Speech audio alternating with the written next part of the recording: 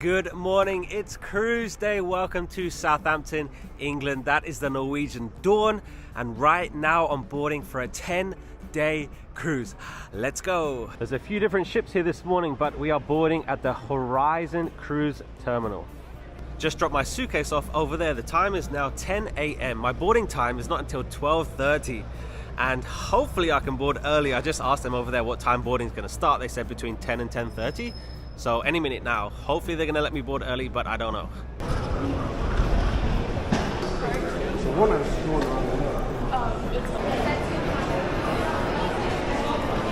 You know it feels real when you get your ship card. My name's Ben, it's not Benjamin. So they said that they're going to let me board early because I'm silver. So I'm like the latitude program from Norwegian. I'm like the second tier now, so they're going to let me board early. So I'm boarding group number 12. I think they just called 10. So just waiting now just a few minutes and we'll be on the Norwegian Dawn. So excited. Here we go, it's boarding time. Time to board the Norwegian Dawn.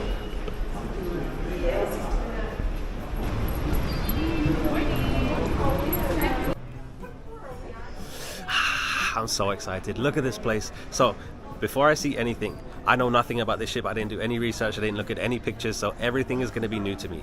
Wow. Atrium. So recently I was on the Norwegian Prima and their atrium is tiny, but this one is even smaller. Wow. First things first is go to your muster station. I am K2. They told me it's deck 6, so downstairs.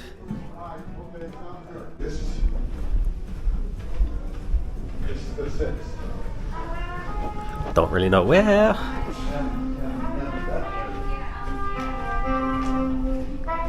Gosh, I'm so excited. Can't believe I'm on another ship. So good. It's as simple as that. Went to the restaurant, they scanned my card, and now the muster geo is complete because I watched the safety video that they sent me in my email. If you don't watch that, I'm not too sure what happens, but all ready to go. Let's cruise, baby. And now it's time to go get some food. Let's go to the buffet. So I've learned already that the buffet is called the Garden Cafe.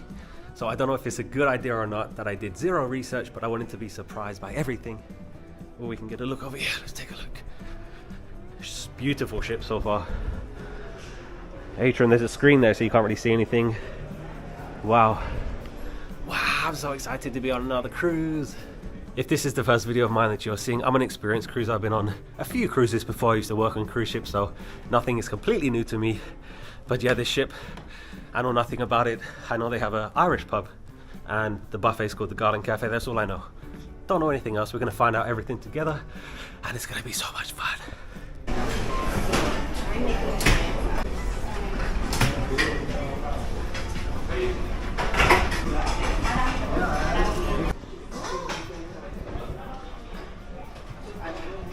The dessert station. I always say I'm going to keep a tally of how many desserts I have, but I always lose count. The food is the best part of a cruise. Oh my gosh, I'm going to eat so much. That was delicious. It was meatloaf and then I had some peach cobbler. Blow your brains out. Welcome to the pool deck right next to the buffet just down there. So this is like a burger station.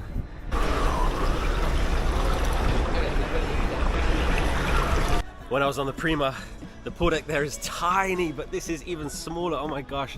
And I've never seen a ship with like stadium seating before. I guess they have I was gonna say they have a screen or something for movies, but they don't. This is really cool. You can see that the seats go up like that. I've never ever seen that on a ship. All right, let's keep going up and up and up. This is so cool. Wow. Very, very lucky we have nice weather today. It's beautiful here in Southampton, England. Here we go, we have the Bimini Bar and Grill. The bar down there is packed already. Of course, lots of people are on a booze cruise, but welcome to the Norwegian Dawn. Wow, I was gonna save it till later, but I wanna say now, thank you. Thank you, because the only reason I can wake up on a Monday morning and jump on a cruise is because you watch my videos. That's the only reason why I can do it, so thank you. I know how lucky I am. I don't take any of this for granted, and I hope that you enjoy watching my videos because it's going to be such a fun 10 days and new experiences, new places. Wow, life is amazing. Alright, so we're just going to walk around, see what we find. It always happens on the first day of the cruise. You walk around and then you see places and then you never go back there for the rest of the cruise. And I'm so excited to be here. I want to say it again, thank you for watching my videos, because it's the only reason why I'm allowed to do this. I don't take any of it for granted. But super quiet over here. Back of the ship. I know on the Prima, I remember that there was a lot of, not dead space, but there was a lot of places where there were lounges but there weren't a bar there. Same as this, because there's a hot tub here but there's no bar here. So usually people like to hang out where the bar is. But wow, this is so cool. This ship is tiny, absolutely tiny compared to like the mega ships they have today. This is tiny. And like I said, only, I don't even know, a month, 2 months ago, I was on the Norwegian Prima in Iceland and Norway, and that ship is small, but this one is even smaller. Wow. Welcome to Southampton, by the way. Okay, if you ever cruise out of Southampton, it is nowhere near London, okay? I'll tell you about it later, but you're not in London. Southampton is not in London. This is as far back as we can go. There's a sign there that says outside deck closed due to strong winds. Not that strong, but yeah, so I don't know who's gonna sit here, you know? Like, there's so much space here, I don't know who's gonna sit here. I'll tell you one secret from when I worked on ships. These things, inside, chocolate milk. So of course I was one of the first people to board today. There's a few hundred people in front of me, but the pool deck is empty right now. It's gonna get busier, of course, because it's only almost 12. It's almost noon, but the pool is so small. So small. I don't know how they're gonna fit 3,000 people in the pool, but let's keep walking, see what we find. Here we go, jogging track. Americans, you call this game checkers, we call it drafts. I think up here is the sports court. Wow, so cool. I've sailed out of Southampton 3 times, all in Norwegian, and the weather's been nice every single day. I thought this was a batting cage, but I think it's archery maybe? Or maybe golf, not sure. Yeah, that was golf. Just passing by, big Norwegian Dawn sign, huge. See the T-Rex kids pool. Thinking about it, I did not see a single kid in the check-in line. No kids. I made a mistake. This is the back of the ship where we just was. That was the front of the ship. So welcome to the very back of the ship. Found the gym. This is much bigger than I expected it to be. This is huge. Wow. I have a studio, I guess dancing or yoga. The spa is just below the gym. Oh, we're back at the buffet. Garden Cafe.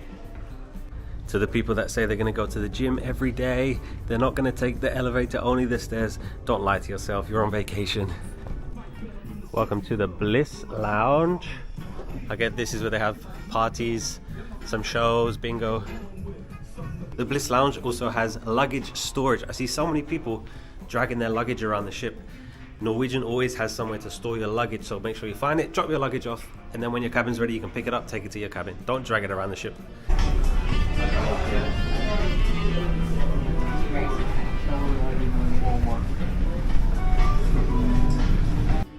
This is very fancy in here. Wow, very nice. Made it back to the atrium, deck 7. They have some shops over here. Let's keep walking. This right here, this is actually a Starbucks. So they have a Starbucks on Norwegian as well.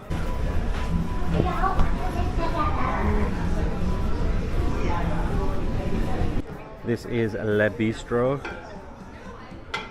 Welcome to the cigar lounge. It stinks in here. No cigarettes allowed, only cigars. Casino, baby. So the casino is only allowed to be open when the ship is not in port. So you have to wait for the ship to sail away.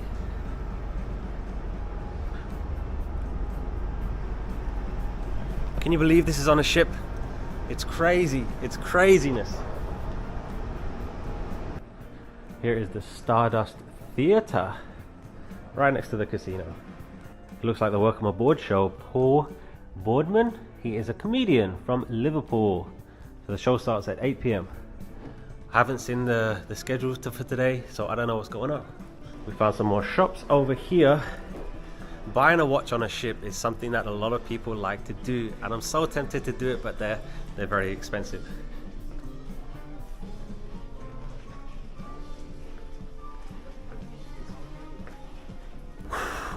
First walk around the ship.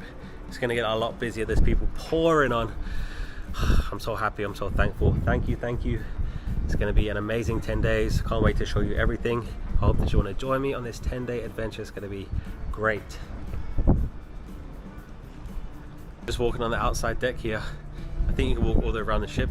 I'm gonna tell you another thing that not many people know. So this above me, this is a life boat. But inside here, this is a life raft. So life raft, life boat, okay. And when I worked on ships, one of my extra duties was the commander of a life raft. So you can go all the way around. This is the very, very back of the ship again. Your key card scanned by a member of the assembly station team. Lounge located on deck 7 aft. I found the Irish pub O'Shea's. This is open 24 hours. I still can't believe this is on a ship.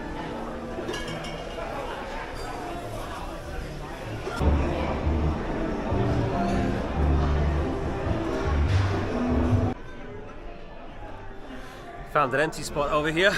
So they gave me a freestyle daily. This is the daily schedule. And of course, I'm cruising alone. And Norwegian does something very special.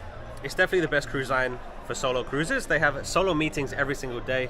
And today is at 5:30 in the Bliss Lounge. So I think I'll go there, see how many people are cruising solo. Because I remember when I was on the Prima, I met some really, really cool people. Like we went to trivia together, went to the parties together, like it was really, really cool. So if you're worried about cruising alone, if you want to stay alone, that's okay. But if you want to make friends, it's so easy to do it.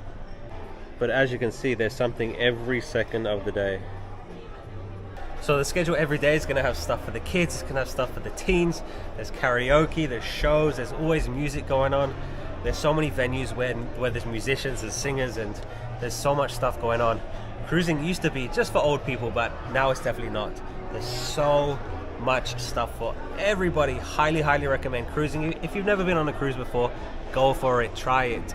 12:30 now, they're going to make an announcement when the cabins are ready, so I think it's just time to relax, wait for the cabins to be ready, and then, well, I was going to say the fun can start, but the fun's already started. I'll probably go and get another lunch in a minute, just because you can eat whenever you want to. Cruising is amazing.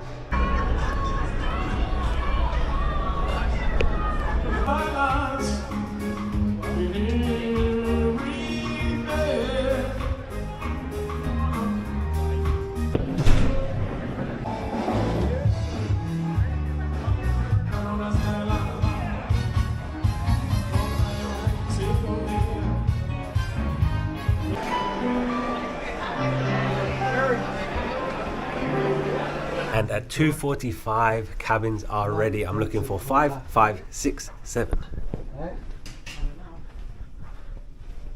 I found it. Welcome to 5, 5, 6, 7. So I have an inside cabin because of course I'm by myself. The first thing I notice is this is an old ship. And you know when you enter a room, usually you put your key card in to like get electricity. They don't have it here. So you don't need the card. But this room, it's a good size. It's a good size, you know. It's not as big as the one on the Prima, but that's okay. Because this is amazing. This is amazing just for me. I'm very, very happy with this. Let's take a quick tour. So lots of storage here. Life jacket. There's a safe here. Safe. Storage. There's a ladder here which goes to that bed there. If you was using it, more storage inside, so you kind of have a walk-in wardrobe, this world's smallest walk-in wardrobe. More storage. Here is a fridge. We have some very expensive water inside. There's more storage. Storage. There's a hairdryer on display, of course, because you need that. You need instant access to the hairdryer, of course. This latitude rewards. Interesting. I wonder what I'm gonna get. Room service, of course, but yeah, this is a good sized room, you know. TV, let's turn that on. Storage under the bed, suitcase fits under the bed. There you go. We'll look at it later. Let's take a look at the bathroom. Good sized bathroom. Very, very good sized bathroom. Very, very happy with this. Plenty of towels. Of course, they have the shampoo shower gel, but this is amazing. This is the perks of cruising by yourself, because all of this is for me. This is my room, this is my cabin. I'm so happy about it. One thing that, well, two things that you know the ship is old. The first one, you don't need to put your card in, but two, these are the only outlets in the whole cabin. That's it. So we have one US and one UK, which I'm so surprised about. I don't think I've ever been on a ship that they have UK outlets. This is what it looks like, 1, 2, 3. But that's it. There's no other outlets in the cabin. And I'm so happy. I'm so happy to be here. I'm so happy that you watch my videos to allow me to do this. I'm so happy. 10 days. This is my cabin. Yeah. So sometimes you get lucky and your suitcase is outside your room, but sometimes you have to walk around and see if you can find it. Mine is not here, so that's okay. I'll wait. One small problem is my phone is at 5% and my charger is inside my suitcase, but that's okay, no problem. So of course I'm on deck 5, 5, 6, 7, and I'm right in the middle. I'm right in the midship. I'm so happy with this cabin. It's super duper nice. Of course, in an ideal world, a balcony is amazing, but that's okay. That's okay. I don't need a balcony to enjoy a cruise, but I'm so happy. So happy. So now it's time to plan this evening's events. So it's currently 3:15, and the first thing that I'm going to do is the Sailaway party, of course, on the pool deck. That's going to be at 5 o'clock. Then a solo meeting, 5:30, and then the main show is at 8. Yeah, 8 o'clock. There's so much music. There's trivia. I need to fit in dinner somewhere too. I think I'm going to go to the dining room, and then there's parties later. There's more trivia. There's music. There's so much. That's why cruising is so amazing.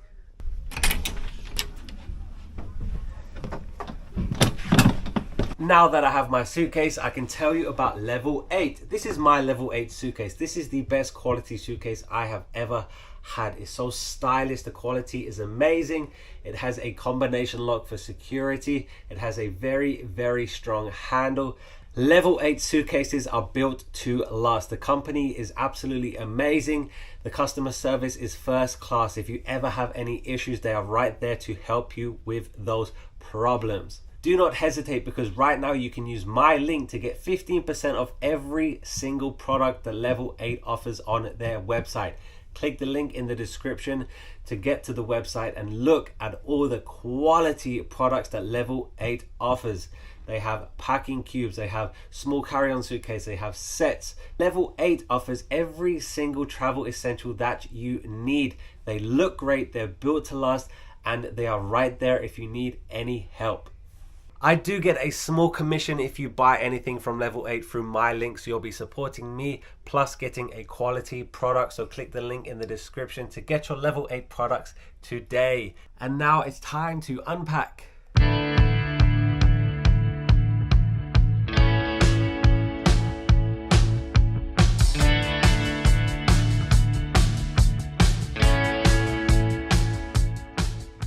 Night number 1, we are ready to go. Brown shirt, green chinos, and black shoes. Let's go. I love this time of the day. Fresh shower, change of clothes, getting ready for the evening. And the first stop is the Sailaway party. Let's go to the pool deck.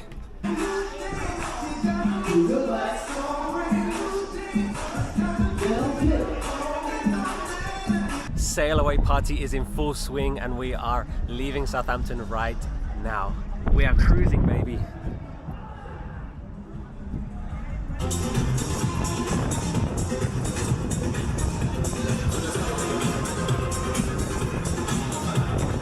We have officially left England, but it's actually kind of strange because in a few days we will be back in England. I'll explain later.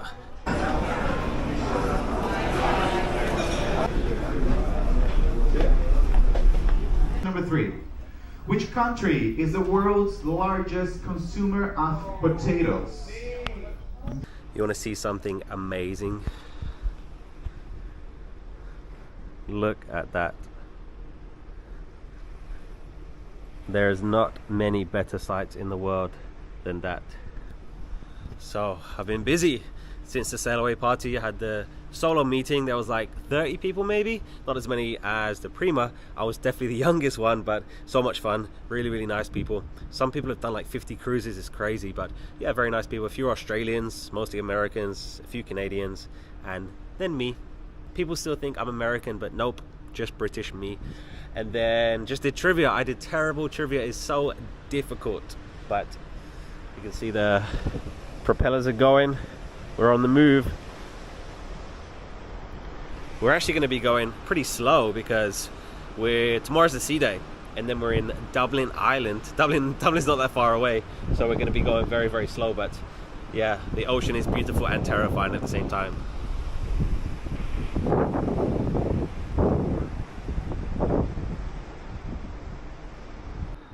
I am the only one enjoying the sunset on the deck here. Look at that.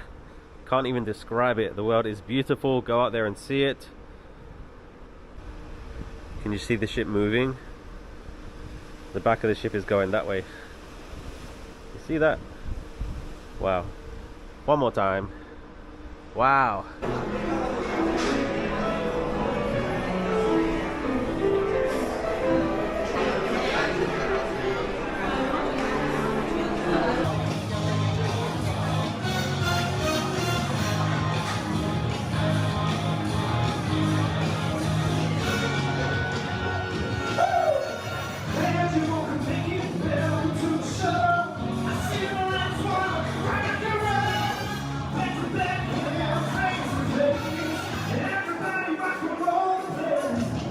First dinner, I was going to go to the dining room, but there's a wait and there's a welcome show at 8 o'clock. It's currently 7:15, so I'll come to the pub.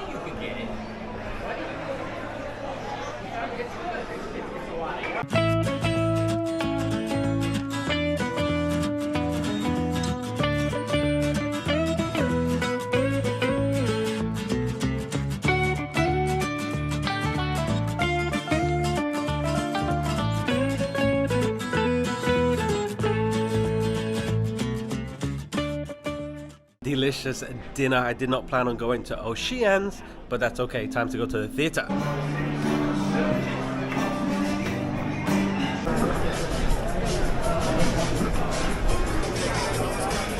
You have the experience of a lifetime. And now we would like to introduce you to some of the faces. In America, don't you? Right?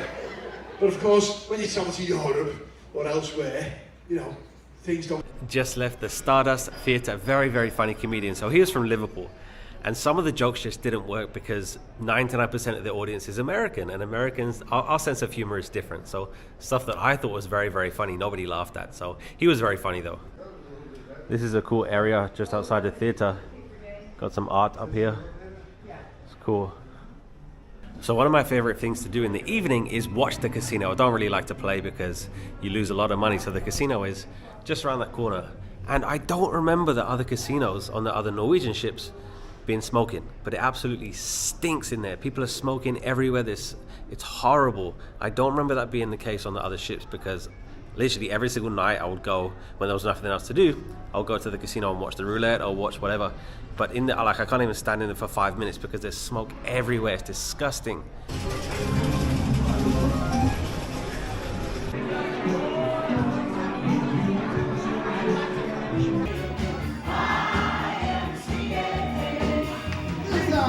You want to see something terrifying?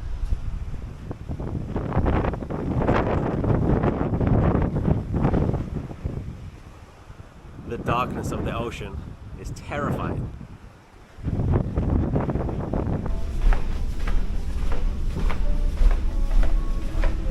All of that happened on a cruise ship. Can you believe it? I am so happy. I'm so thankful. I'm so grateful. I want to say what I said again earlier. I don't take this for granted. I know how lucky I am to be able to wake up on a Monday morning and jump on a cruise. Thank you so much for watching my videos. I appreciate it so much. You're the only reason I'm allowed to do this. Thank you. So after the show, I met up with some people from the solo group and we went to the dance party. We watched the game show and then we were just chatting. It's like midnight now. It's like 12:30. Yeah, 12:30 now. So today has been so good. I'm so happy. I'm so thankful. But I have some tips for today. The first things first is Southampton is not near London. I've spoken to so many people today and they arrived in London and they were so surprised at how far away the port was. It's 80 miles away. If you look on the brochure, it says Southampton, London. I have no idea how they're allowed to say Southampton, London, but it's nowhere near. It's going to take you 2 hours to get to the port, so make sure you have enough time, because so many people were surprised that the port is so far away from London, nowhere near London.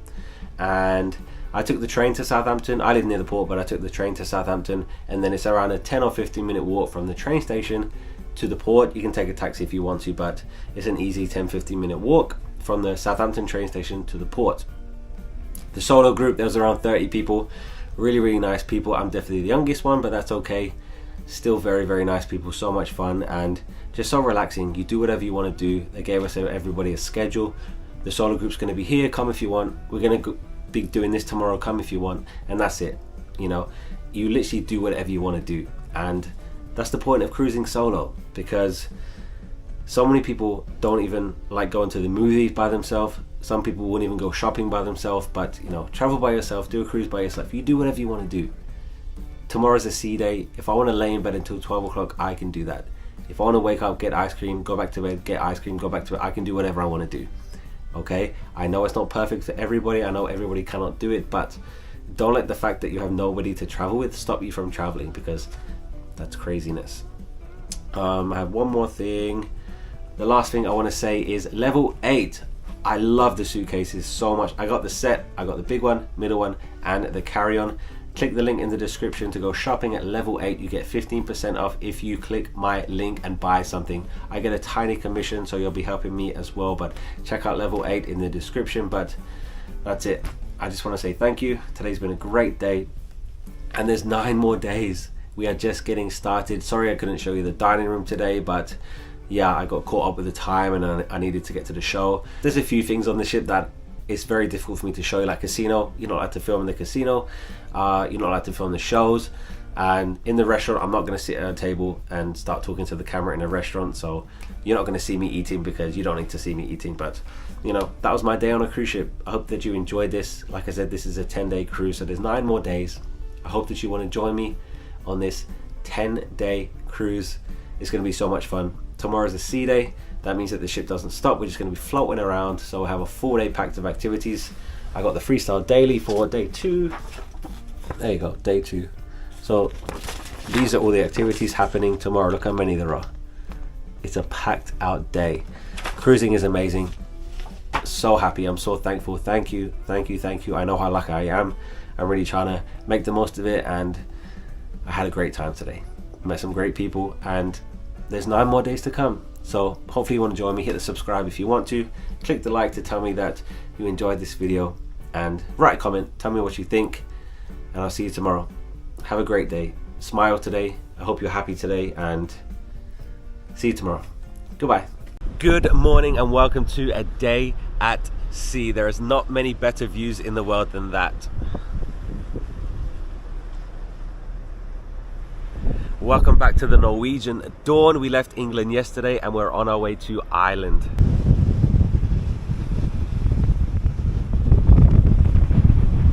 Definitely one of the most unique pool decks that I've seen on a ship. I love the stadium seating. A few people in the hot tubs over there, nobody in the pool this morning. But right now it's breakfast time, so let's go to the buffet, Garden Cafe.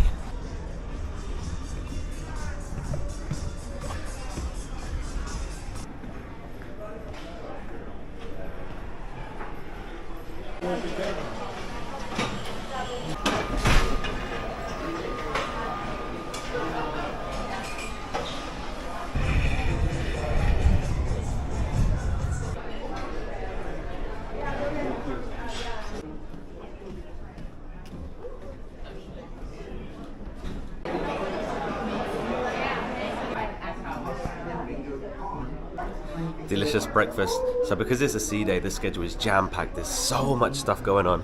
First stop is bingo. You snooze. B14.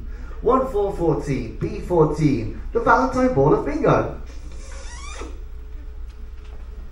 Is in the O column 61. 6 and 1. O 61.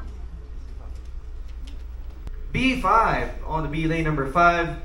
Just went back to my cabin to get my hoodie. It's a little bit chilly today, but I got a letter and I got invited to a cocktail party.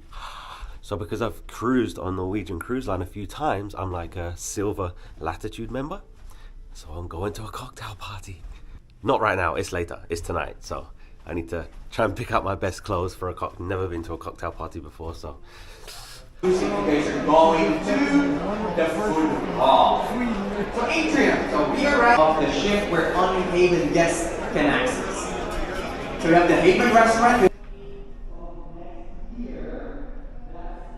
Just because we are on a cruise doesn't mean we can get away from the good old British weather. I can see England in the distance, so we haven't gone that far. I have mixed feelings about sea days because, one, the weather makes a big difference. It's raining right now. And there's people in the hot tubs, no one in the pool.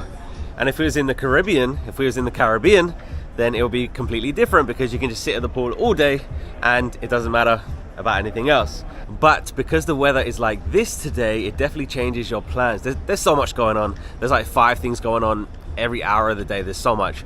But it's, yeah, just because you're on a cruise doesn't mean you're gonna have very nice weather, because it's like this today. It's funny they're doing a presentation about the Norwegian Prima, because that's I think it's the newest ship on the Norwegian. I'm not too sure, but yeah, they're showing stuff like, oh, this is brand new, and that was the last ship that I was on, like a month or 2 months ago. Amazing ship, amazing itinerary over in Iceland. But yeah, the ship is very old compared to that one, because that one's brand new, and they have a lot of updated stuff, and Norwegian Dawn doesn't. But that doesn't mean, just because the ship is older, it doesn't mean that it's going to be worse. It doesn't mean that the bigger ships are going to be better. It doesn't. So definitely don't rule out the smaller ships, the older ships, because yeah, sometimes you get a really good authentic experience if you're on an older ship or a smaller ship, just like this. Like, I love this size ship. Like, when I look at the mega ships, you just can't enjoy everything because you just don't have enough time. There's so much going on and there's so much available that you need to literally be on there for like 2 weeks to really experience everything. So that's why it's great, a ship this size. But yeah, a sea day is, I'm not a huge fan of sea days, to be honest, just because, well, number one, because I want to make videos, and I would happily sit here all day. I would happily sit in the hot tub all day, but that doesn't make very interesting videos. So yeah, I want to be doing stuff all the time, and you can't really film bingo and you can't really film trivia, and you know, so as a making video point of view, sea days are not the best. But you know, in terms of relaxing, great, like amazing. I like the mix of sea days and port days. So this cruise is 10 days, there's 2 sea days, so the rest of them port days. That's good for me. That's really good for me, because I can happily walk around every single port and explore the port and then come back to the ship in the evening, and yeah, I think that's perfect for me. But not complaining at all. Definitely, I have nothing to complain about, nothing at all. But yeah, in terms of weather, you definitely want to make sure that if you have a lot of sea days, that you're going to have good weather, because on the Iceland cruise we had a few sea days and you just can't sit around the pool just because the weather's not warm enough. I would love to check out one of the bigger ships just to see what it's like, because they're huge, they're absolutely crazy. But a cruise is not just a cruise, you know, like when you're booking a cruise, you need to know what you're getting from the ship, you need to know what you're getting from the itinerary. Even like things like cabin, even things like the shows, even restaurants, like everything is going to change your experience. There's no such thing as like a generic cruise. So it really depends what you want, because if you want beaches, then great, go to the Caribbean. But if you want to see culture, then maybe Europe is the best itinerary for you. And yeah, like I said, the ship is really something that you need to do research about, because just because it's an older ship doesn't mean it's not going to be as good as a newer ship. Let's take a little walk around here. The atrium is packed. Like I said, they're doing their presentation about the Norwegian Prima, but yeah, not a lot of people outside right now. I feel like there's a lot of wasted space on this ship, and I said that about the Prima as well, because people like to go where the bars are. And like, for example, over here, there's no bars over here. So I don't think, even if the weather was good, I don't think people would sit over here. Of course, it sounds crazy to say it, but there's no one here right now because the weather's not that good. But even if the weather was good, I don't think there'd be people over here. Yes, I know the weather is not good, so it's no surprise that there's nobody over here, but there's a hot tub right here and there's no people here. So I don't know if it's wasted space, but it feels like it. Like, there's so many lounges here, the hot tub's ready to go, and there's no one here. So we're right at the front of the ship and we're going very slow because we're not going that far. because we left Southampton yesterday, we have a sea day today, and then we're in Dublin Island tomorrow. It's not that far, we can make it in less than one day, but they're going very, very slow because of course we have a schedule. But yeah, the ship is not rocking at all. A little bit windy, but a beautiful ship, by the way. Amazing, very, very authentic. You can definitely tell that it's a little bit older, but like I said, does not make it worse. When I worked on ships, I must have spent 1,000,000 hours just looking out to sea, to nothingness. Like, especially at night when it's just black, like you cannot see a single thing. It's it's beautiful and it's terrifying. Yeah, I spent so many hours just looking out to sea. Let's take a look.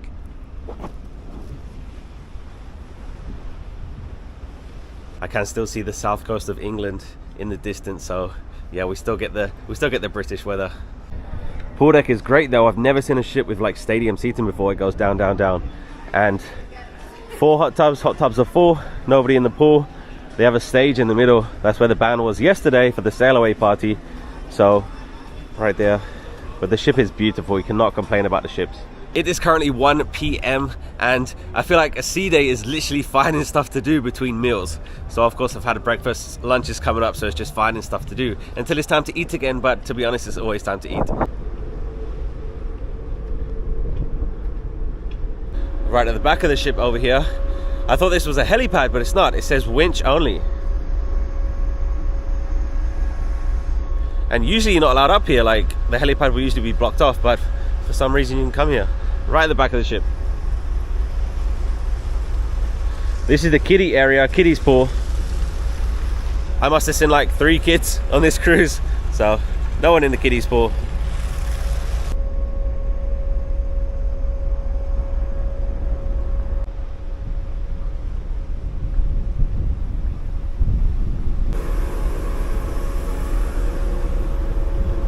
So it's 1 o'clock now. The band is supposed to start playing at the pool deck, but I see the guys moving the stuff inside, so it must be too windy.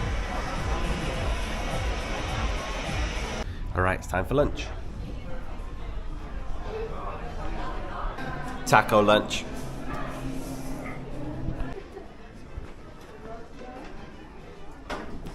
Shops are open. They weren't open yesterday.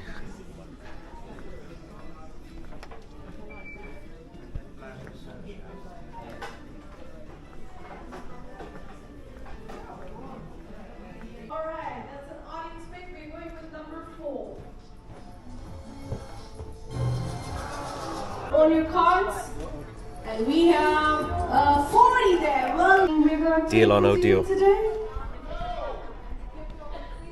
2 more, 1 more. 15.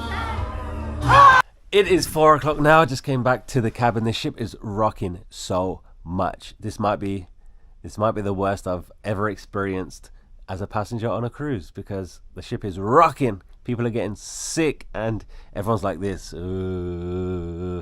Anyway, I need to get ready for a cocktail party, and I don't think I have adequate clothes for a cocktail party, so I need to look in my wardrobe, see if I can find something that's acceptable, because I've never been to a cocktail party before. But it's 4 o'clock now. I'm going to take a shower, get ready. Let's have some fun. So this is the paper that I received. It says Latitude Cocktail Party, 5 o'clock, and the Bliss Lounge, and it is Latitude Reward members silver and above are invited. So of course Norwegian has the loyalty program, and every day you cruise you get a point, and I think you need to cruise for 20 days to be silver. So of course this is my 3rd cruise. The first cruise was 13 days. The second cruise was 10 days. So I'm over 20 days. So now I'm a silver member. So I'll get invited to the cocktail party. I always find it interesting that people stay loyal to one cruise line, or even like one airline. And the good thing about it is you get rewards, like you get perks. And this is just one of them. Like, I get discount on merchandise. I get discount on the drinks program and stuff like that. I mean, the loyalty program goes up to like platinum, or like there's bronze, silver, gold, then platinum, then emerald, like something like that. But you have to cruise for like 700 days or something. It's crazy. So those people get treated very, very, very, very well, but they spend a lot of money to get to that level. But yeah, so this is my 3rd cruise, so I'm a silver member. I think the next cruise I should be gold, because like I said, you get a point for every single day. So after this cruise, I'll be at 33 days, 33 points, and I think you need to get to 40 to be gold, not too sure. But yeah, this is just more perks and perks, so just a loyalty program. But anyway, let's get ready. And we are ready to go. Tonight's outfit is the black polo shirt. We have cream chinos and black shoes. Let's go. So this is the best I can do. I really didn't prepare for a cocktail party, but I'm missing a belt. I didn't pack a belt. It would look better. It would look a little bit better with a belt, but I don't have it, so that's okay. This is the best I can do. Let's go. I don't know how much I'll be able to film. Of course, I don't want to be rude. I don't know how official, how fancy it's gonna be, but it's gonna be fun.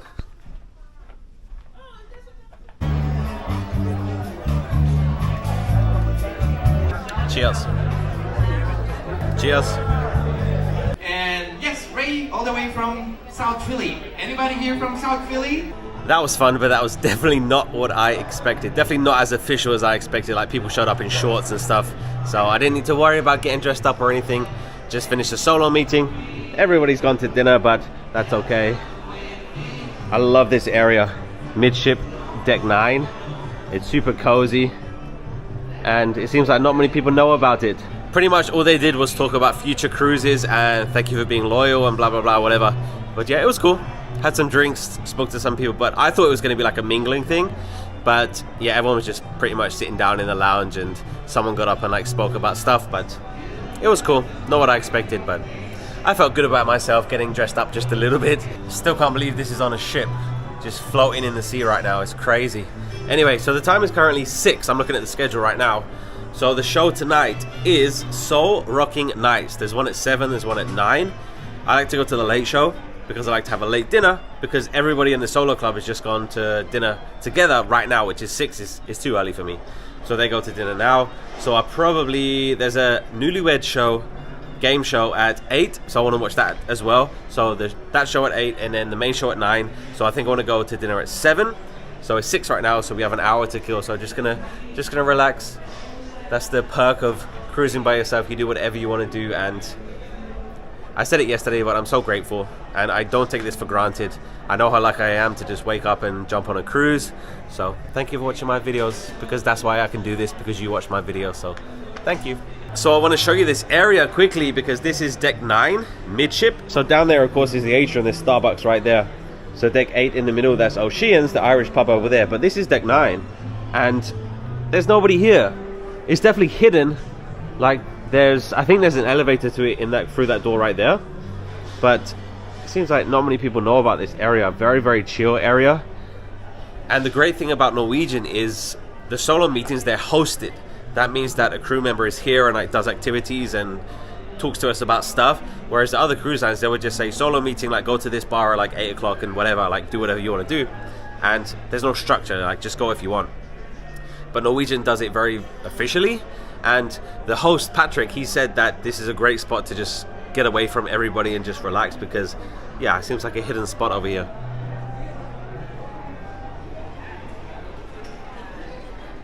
Anyway, let's go downstairs. Let's try and find something to do for the next hour. What I usually do if I have like 20 minutes or 30 minutes free is I go to the casino and watch the casino. I like to watch the roulette. But the casino here on the Norwegian Dawn is a smoking casino, and it's disgusting in there. It stinks of smoke. I was just on the Prima a few months ago and no smoke in there at all. So it was so much fun watching the casino, but yeah, here the smoke is disgusting.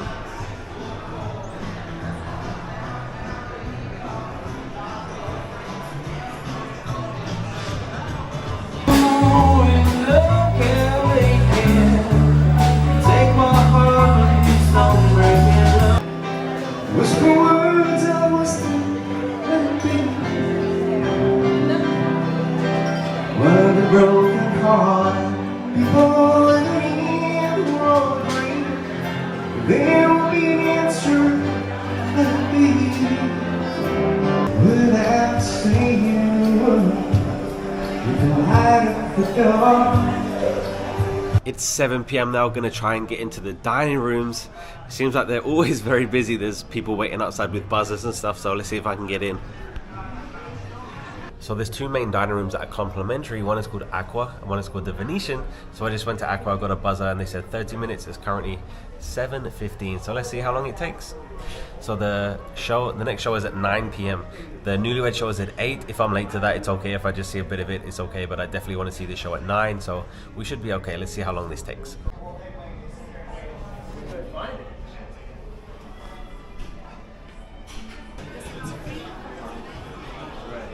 Welcome to my first experience at the Aqua dining room. It's absolutely beautiful.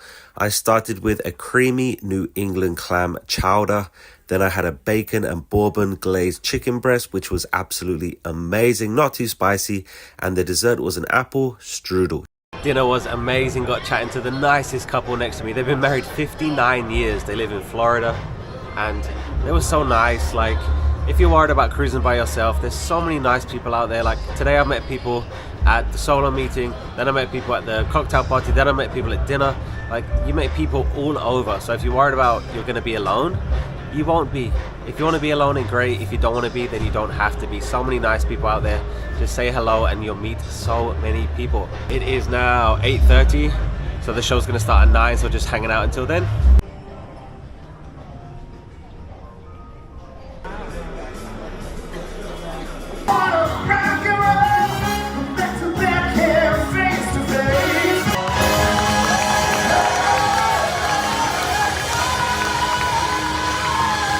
You want to see something terrifying?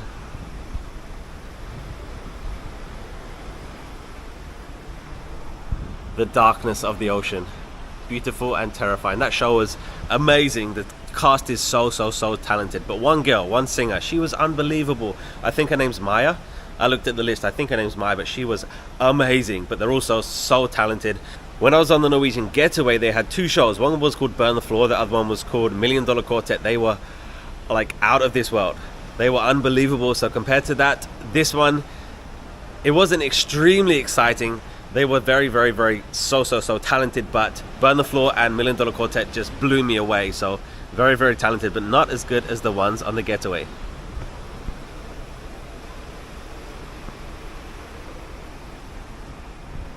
I'm not complaining, I'm just comparing. There is like a Broadway show coming up called Elements. I don't know if it's the same cast. I'm not sure, because it might be a specialized cast that does that one. I don't know, we'll have to find out.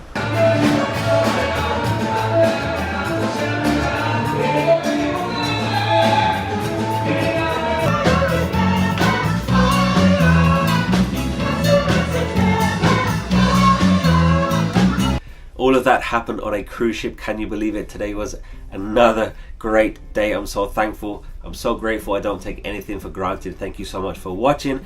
So right now it is 10:15 and there are still so many activities going on. There is 70s party. There's salsa music. There's a late night party with a DJ. There's always stuff going on and it's so much fun. I'm gonna go to bed now because tomorrow is our first port day. We are in Dublin. We're going to be in Dublin Island tomorrow, so it's going to be a lot of walking, a lot of adventures, and I'm going to be doing something so fun, and I can't wait because the next 7 days in a row are going to be port days. So today was a sea, the ship doesn't stop anywhere. So after today, it's going to be port day. I hope that you want to watch it. I hope that you enjoyed this video. Thank you so much for watching. Thank you so much for the channel members for supporting me in that way. I just want to say again, that show was unbelievable. That singer, she was amazing. She was definitely the standout. All of them were super talented, but she was definitely the standout. I think her name's Maya. I'm not sure, but amazing. Dinner was amazing. Everything was amazing. I have zero complaints. I'm so happy, and it was another great day. Thank you so much for watching. Hit subscribe if you want to follow me for the rest of this cruise, because this is only day 2 and there's so much more fun. So thanks for watching again, and I'll see you tomorrow in Dublin. Goodbye. Okay. Good morning from the Norwegian Dawn. I made a huge mistake today. I should have got off earlier because there's so many people just sitting around waiting to get the tender boats. So the tender boat it's a tiny boat that takes you from the ship to the dock, because the dock is not big enough to take the ship. And I should have got off earlier. So right now I'm waiting in the atrium, and just down there, there's a huge line of people waiting to take tender boats. And there are tender boats available, but they're taking the tour groups first. So everybody's just kind of sitting around. Between 7 a.m. and 8 a.m. this morning, they had an early bird. That means that you don't need a tender ticket, you just go there and get on a tender boat. And then they said that after 8 o'clock, they're going to start taking the tour groups. That means the tender tickets, which I have, they're pretty much at the back of the queue because the tour groups need to go first. So the time now is currently 8:50. I should have got off before 8 because we don't know how long we need to wait to get off, because I have tender ticket number 8, and I think the last one they called was 6, but that was an hour ago. So they're still taking the tour groups. We don't know when tender tickets can go off. So we have arrived in Dublin Island's over there, and you can see that people are getting on smaller boats and going to the shore because the port is not big enough to take the big ship. And there's boats going, but they're taking the tour groups first. Completely my fault, should have got off earlier, but there's so many people getting mad because it's probably been an hour since they last called the last tender ticket because they've been taking tours. So still waiting. They just made an announcement to say that there's strong winds, so that's delaying the tender boats. You can't do anything about that. People getting mad for no reason. Can't do anything about the weather, but we're just waiting. You can see the small boats coming back to the ship, so hopefully they can pick some people up. But yeah, the strong winds are slowing us down.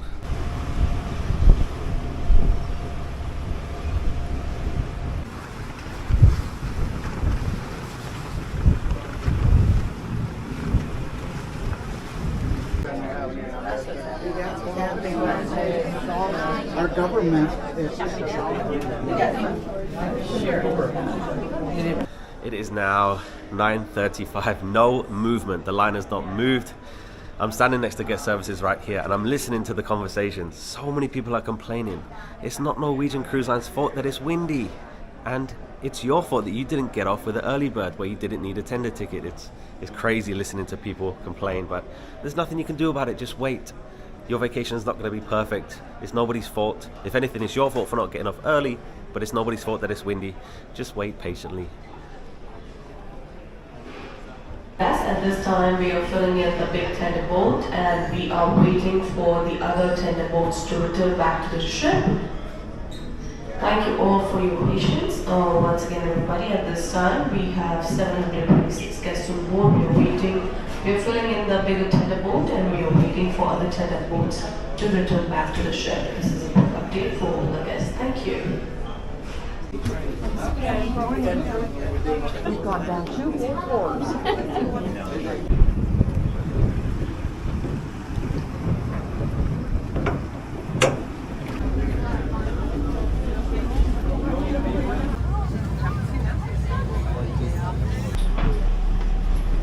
Thank you.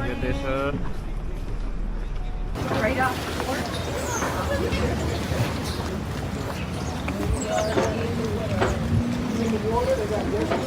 Welcome to Dun Leary. Still not in Dublin. Going to try and take the train to Dublin right now. I have a funny story to tell you.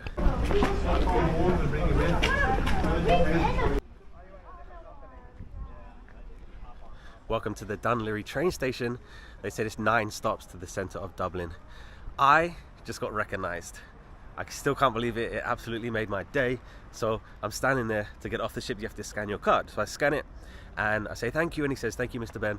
And then the lady in front of me turns around and says, I watch your YouTube channel. I was like, what? I was like, wow, you're the first person to ever recognize me from YouTube. It made me so happy. But what are the chances? 1, me and her are on the same ship, but 2, we're literally next to each other in line getting off the ship. Like, what are the chances of that? But that made my day. I forgot to ask her name, so hopefully I'll see her again. But if you're watching, thank you so much.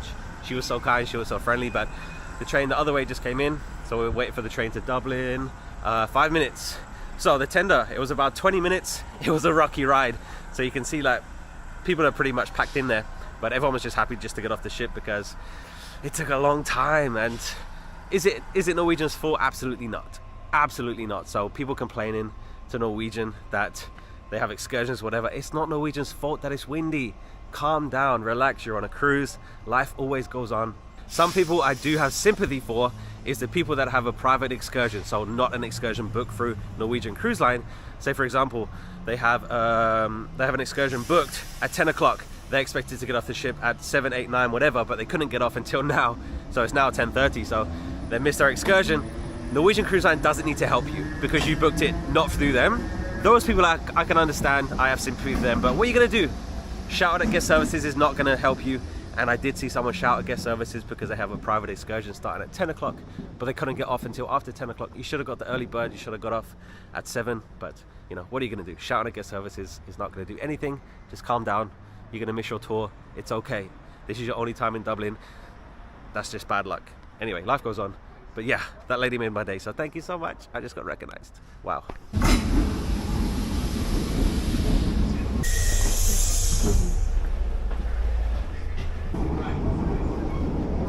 Oh no, I didn't mind that part, it's fine. It was just like the whole...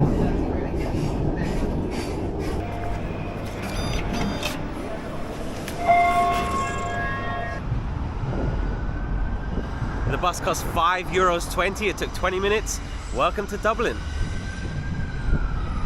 Of course, I'm gonna drink Guinness in Dublin. I'm gonna try and go to the Guinness Storehouse, which is like the factory. It is a bit of a walk from the train station, which I did know, but I don't have data on my phone, so I just asked a local and they said, just walk this way and you'll see it. One thing I have noticed about Dublin is homeless people. A lot of homeless people on the street, which is super, super sad.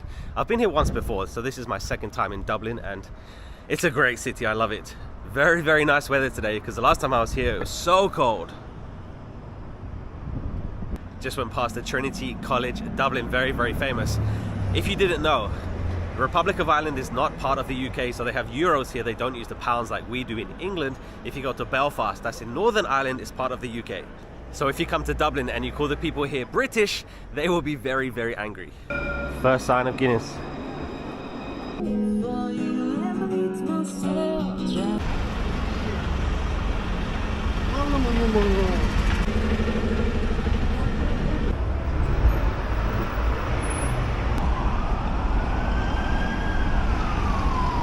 I'm almost at the Guinness Storehouse now. It's around a 30-minute walk from the city centre. By the way, there's going to be a link in the description to bags like this. Get a shoulder bag. I'm a firm believer, don't go to a foreign country without your passport. Don't leave it on the ship, take it with you. So I have my passport with me at all times. I have money in here, I have my charges, everything I need to survive. If I need to get home or if I don't make it back to the ship, it stays with me. Don't go to a foreign country without your passport. Click the link in the description to get one of these bags. I don't know if this is like a bad part of the city or anything, but so many homeless people over here. It's so sad. I think this is definitely a different part of the city to where the train station is, where we got off the train. I'm almost there. I can see the sign. Hopefully I can get in. So the time now is 12:10, and I didn't make a reservation. I was going to make the reservation for like 10 o'clock this morning. I'm glad that I didn't because of all the mess with the tender boats, whatever. So hopefully I can get in without a reservation. I have been to a beer factory before. I've been to the factory for Qingdao beer in China, and Guinness has got to be the most famous beer in the world, right?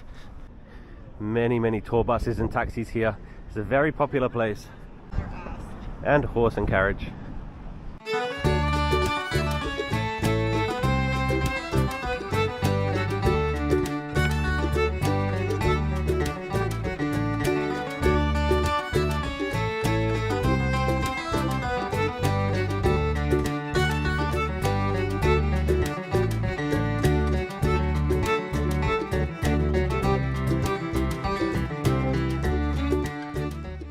Our tour starts in the ingredients room. This is barley.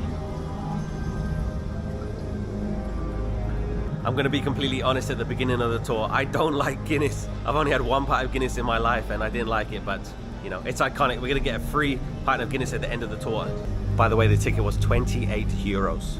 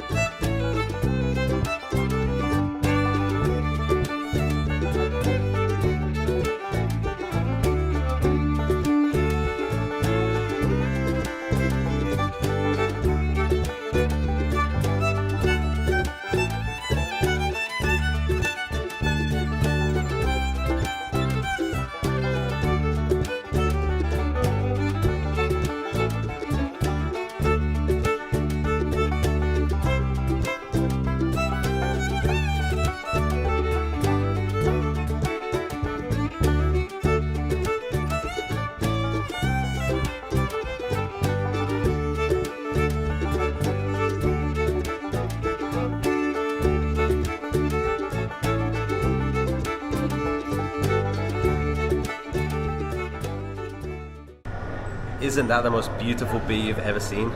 That is perfect. Ooh, taste test. Oh, that's so good. Amazing, authentic. Oh yeah, now I like Guinness. That tastes amazing. I don't know what Guinness I had before, but this one is delicious. So good. Let me tell you about this place. So everyone gets a drink voucher when you get the ticket, and then you go to the 7th floor, which is the Gravity Bar. You just give your voucher, then you get a Guinness. That place is crazy up there. So many people. There's people sitting on the floor. Definitely not enough seats up there. But the people working here, they are not friendly. Nobody seems happy to be working here. I know it's busy, but you know, what are you gonna do? But yeah, nobody's smiling, nobody's happy. But anyway, I came back down to the 5th floor. There's some restaurants down here, but there is no seats upstairs, so this is amazing.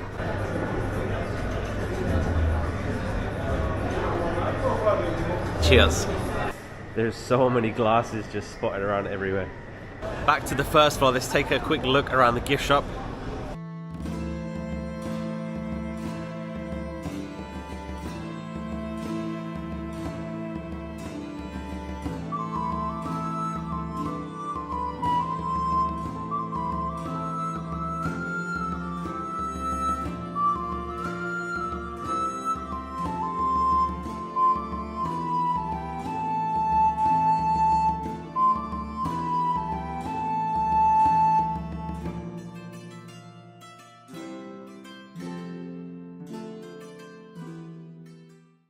There it is. All right, let's go. It is pouring with rain. I have no rain jacket. Forgot my umbrella, but that's okay. Where I come from, rain is a good thing. Anyway, that wasn't what I expected. I expected like to see conveyor belts with like beer being made and stuff. Like, you didn't see any of that. It was kind of like the history of Guinness. And was it worth going there just to realize that I do like Guinness? Yeah, it was. It wasn't too expensive, 28 euros. I was there for like an hour and a half. It's almost 2 p.m. now. Gonna walk back to the train station, gonna take the train back to the port, gonna take the tender back to the ship, and let's see how it goes, because yeah, it wasn't a smooth journey getting here, but that's okay. Life is good, it's raining, that's all right, life goes on. But anyway, let's take a walk back to the center of Dublin.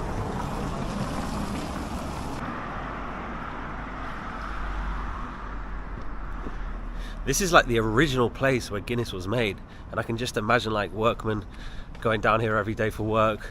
Like, these are the factories that I just picture, like big canisters, like big barrels of beer, and it happened right here in like 1700 or something, I think the original one was. So very interesting. I always find it funny because Guinness is from the guy's name, like his name's Arthur Guinness, but if his name was like Arthur Smith, like, imagine like I'm having a pint of Smith. Yeah, it just doesn't have that much of appeal, does it? Guinness sounds better. I'm sure there's a bus back to the center of Dublin, but we're gonna make one stop on the way. Whenever you get off the ship, make sure you know what time you need to be back. So the last tender back to the ship is at 6 p.m. It's currently 2, so I have plenty of time, and we're gonna stop by Dublin Castle.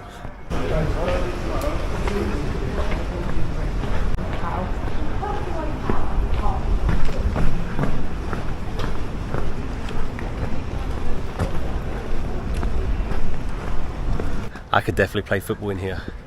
Look at this place. Soccer. You can go inside, there's a ticket office here, but we're just gonna go back to the ship.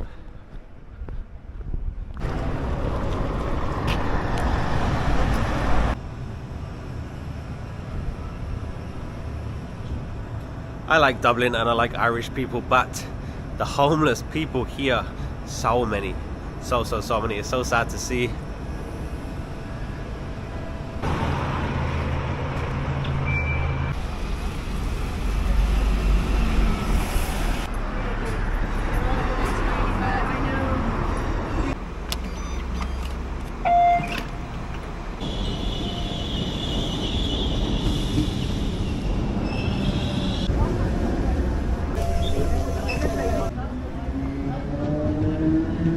So there is the train station, and the tender port is just there, literally a 2-minute walk. Made it back to the tender port at, it is 2:50. So hopefully there's a tender waiting, because it's like a 20-minute tender ride back to the ship, and then it's lunchtime. We're gonna have a late lunch. That means another late dinner, but that's okay, no complaints. Hopefully the buffet's still open. I remember when I was on the Prima, Usually in a port day I would get back to the ship late, so then I'd have a late dinner so the buffet would stay open, I think until like 3:30 or something, but they would only have like burgers and fries, like they wouldn't have like a full buffet. So hopefully the Dawn has something like that, because gotta eat something as soon as we get back. We're gonna take a Dublin boat back to the ship.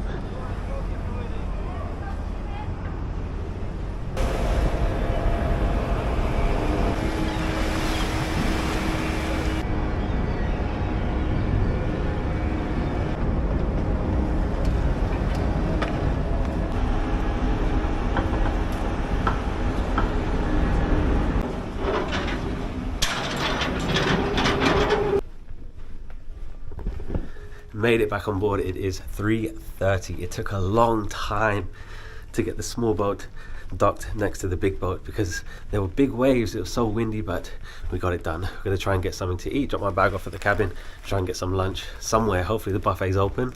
Don't think it's gonna be, but that's okay, we'll see.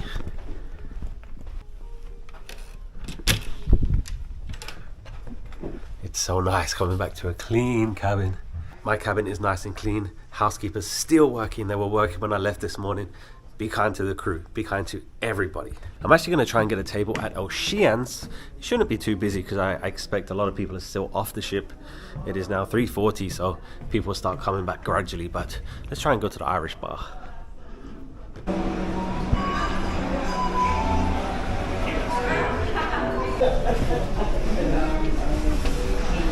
Got a table with a view.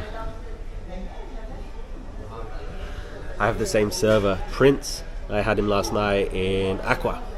He's really kind. I just spoke to him a little bit, but yeah, it's empty in here. So there must be a lot of people still trying to come back to the ship. But yeah, it's going to be a struggle because the winds are going to get worse.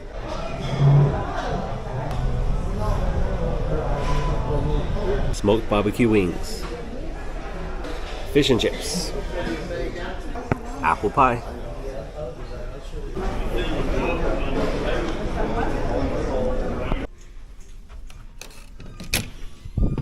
Back in the cabin now. It is 4:30. The next thing that I want to do on the schedule is the solo meetup at 5:30. The show tonight is a Broadway singer, which not really my thing, but I'll probably check it out for a little bit. That's at 7 and 9. There's a quiz game show at 8. There's so much live music. There's always stuff going on. Anyway, time to relax for an hour, take a shower and get ready for tonight. Day 3 outfit is space t-shirt, grey sweatpants and black and white Nikes. Let's go. I was relaxing for a lot longer than I expected. It's already 6:15, so I'm gonna go straight to trivia because I missed the solo meeting at 5:30. I was tired. I did a lot of walking today, but that's okay. Let's go to trivia.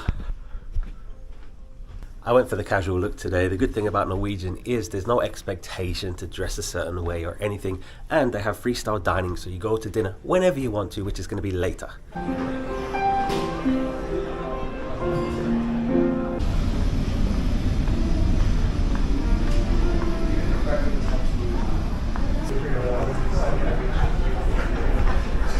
The bonus for 3 points. The answers. Let's check the score now. Let's check the score. I got 14 out of 20. Norwegian Cruise Line trivias are very difficult. Time to go to the show. There's not many better views in the world than this.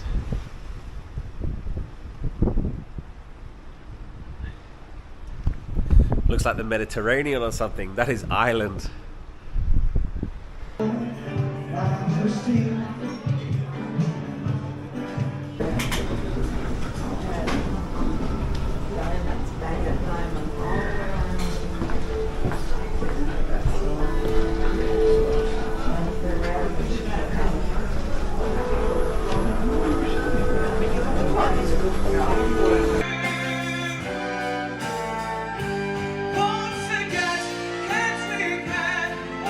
We've made a start, now we're apart. There's nothing left for me.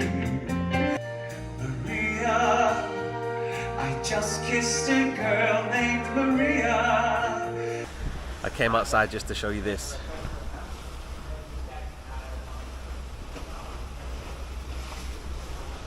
Look at that.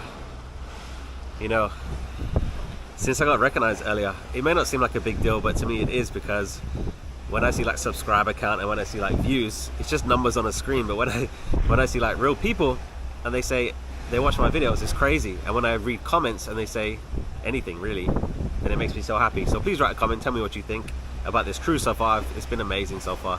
It's been so much fun and it's just getting started. The next 5 days are port days and I'm so excited. I hope that you want to watch more, and look at this view one more time. The sun is just hiding behind those small clouds.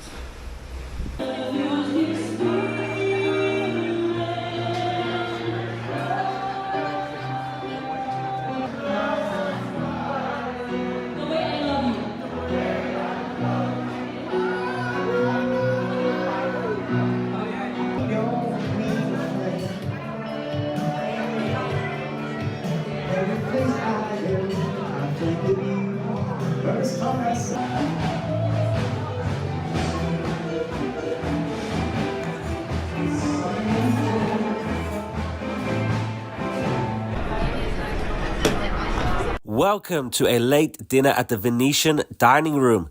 Today's starter was a bruschetta. The main course was a barbecue mixed grill, and the dessert was a brownie s'mores. Delicious.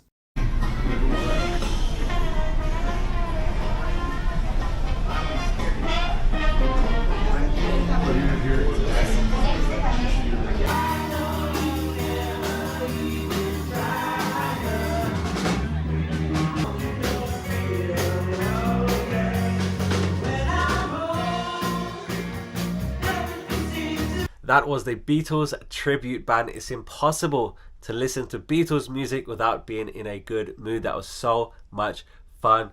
My dinner today was amazing. I think the mixed grill was the best dinner that I've had since I've been on board. It was so good. It's been another great day here on the Norwegian Dawn. I just want to say what I said earlier again. Every single person on this cruise is just a little bit lucky to be on a cruise right now. So things are going to go wrong. That's okay. You just got to roll with it. You got to take your time and you just got to make the most of it. Stuff goes wrong, can't control it, but life goes on. Had a great day in Dublin today. Hope that you enjoyed the Guinness factory. Had a great day. Look what I picked up. So I got a bronze. It says Latitude Rewards bronze, and I got a silver. So of course this is the Norwegian Cruise Line loyalty program, and this is my third Norwegian cruise, so you get a point for every day. And I think you need 20 days, 20 points to be silver. So I'm silver now. And at the end of this cruise, I think I'll be at 33 days. You need to get to 40 to be gold. So I'm going to get gold very soon, hopefully, because I want to keep cruising. So hope you enjoyed this day. Thank you so much for the channel members for supporting me in that way. I had a great day. I'm so grateful. I'm so thankful. And I don't take anything for granted because I know how lucky I am. I hope that you enjoyed today. I hope that you're enjoying this series. Write a comment, tell me what you think, and subscribe if you want to see the next 6 days, because we're not even halfway through this cruise yet. Tomorrow we're in Cork Island. So we're still in Ireland. We're in the south of Ireland called Cork, and I'm excited. It's a new place for me.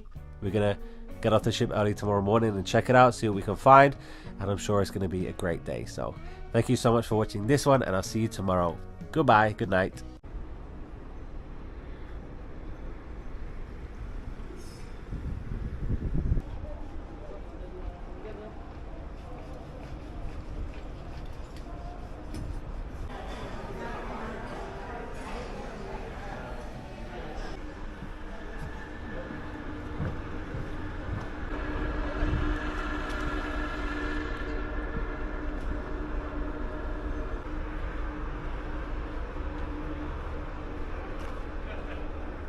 Welcome back to Ireland. Today we've docked in Cobh. I'm at the train station right now, taking the train to Cork, and that is the Norwegian Dawn. And yes, I did have to ask someone how to say it. This is Cobh.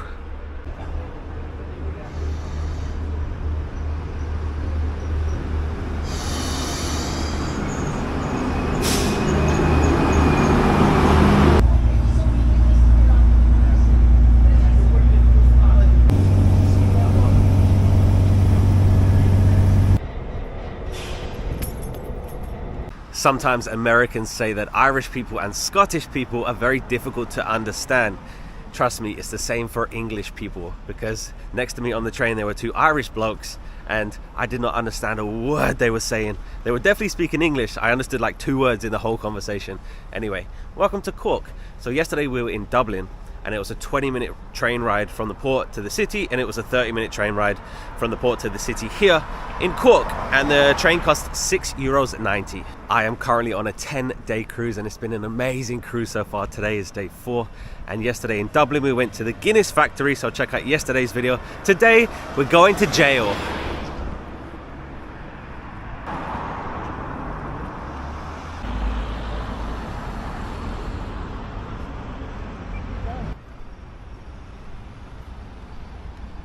We have been walking along the River Lee for around 2 miles, and the city centre of Cork is just over there. We're going to see it after we visit the Cork City Gaol. I think it's Gaol, G-A-O-L. The weather is beautiful today. It is 11:30 on a Thursday morning, and make sure you know what time you need to be back on the ship before you get off, because yesterday in Dublin the all aboard time was 6 p.m, but today is 4:30 p.m, and of course I need to take the train back, so I need to make sure I have enough time because the ship will not wait for you.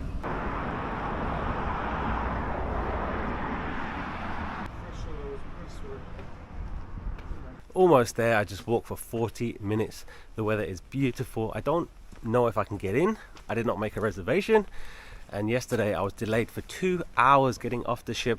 Check out yesterday's video to find out what happened, but it's always a risk making a reservation and then you can't get off the ship, there's a problem, whatever, so hopefully I can get in. We have made it. Welcome to the Cork City Gaol. I saw it online, it looked really cool. Let's check it out.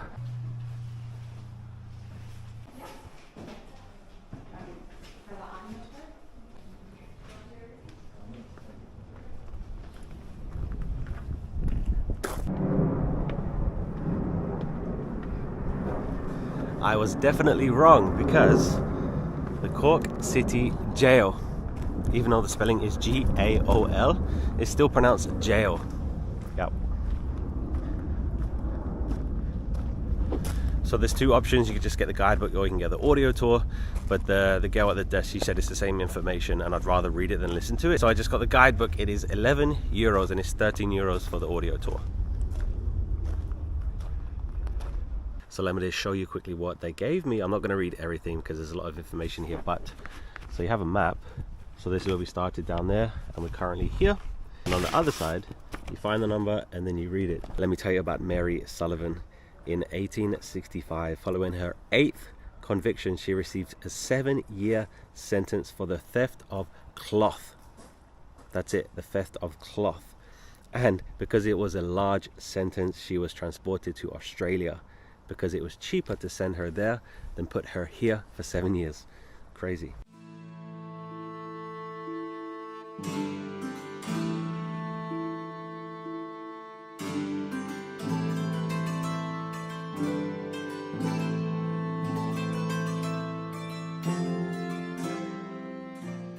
This is the West Wing. It was remodeled to make it more modern, but over here is the original jail cells.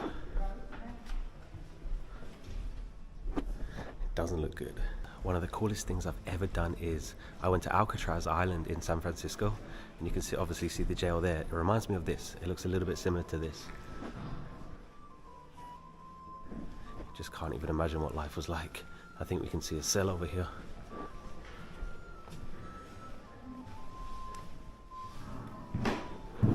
Wow. Imagine the stories that these walls could tell. Unbelievable. I love seeing stuff like this. It's so small. Wow. Life must have been horrible.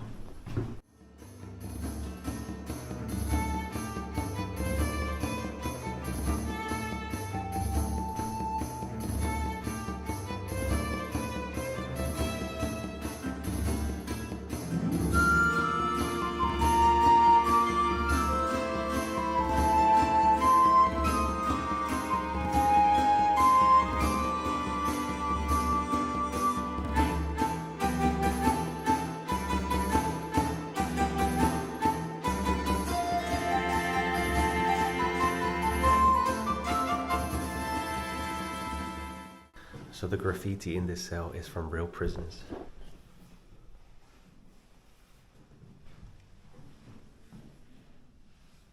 I thought all of these cells were for one person, but there was a writer who was in prison here and he wrote that there was up to 4 people in each cell. That must have been cramped. One more thing, so these, they put lanterns inside so they could heat 2 cells at the same time. So a lantern would go in there and it would heat this one and this one. This is so cool. There's so much information in here. Of course, I'm not saying everything just because it's too much, but let's go upstairs. It does remind me of Alcatraz.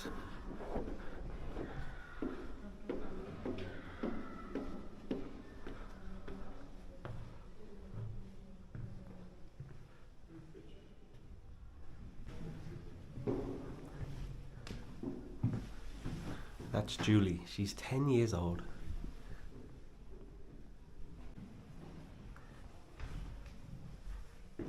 Edward was a pickpocket.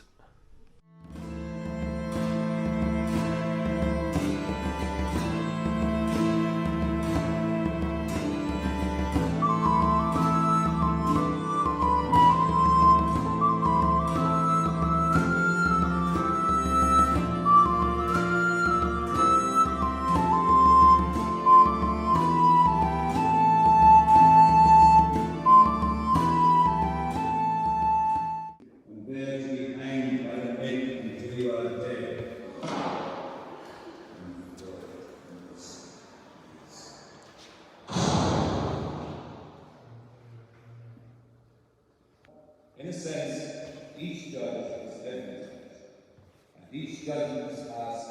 After this place stopped being a prison, it became a radio station.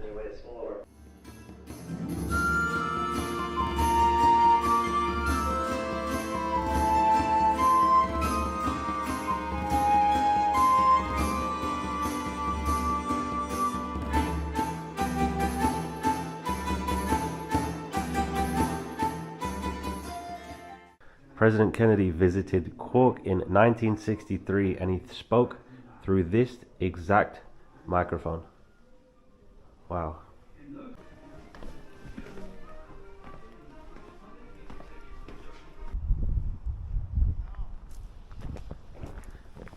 Gonna walk around the grounds a little bit. So visiting Alcatraz in San Francisco is one of the coolest things I've ever done. I love the story about the escape and stuff. I love this so much. It's so fascinating, it's so interesting, and if you ever come to Cork, I highly recommend visiting the jail because it's fascinating. I love this kind of stuff, and probably the best 11 euros I could have spent today. Amazing place. But I was like walking around like reading about all these people, and I bet if you told them 100 years ago that people would be visiting the jail for fun, they would not believe you. They would say, you're absolutely crazy. Who would want to come here if they didn't need to? But here I am, walking around the jail and interested in the history where people spent some of their worst days of their whole life. But I guess if you can't do the time, don't do the crime, right? But I wonder if those people are real, because they all have names like Julie and Edward, and are they just made up stories, or were they real people? I think they're real people.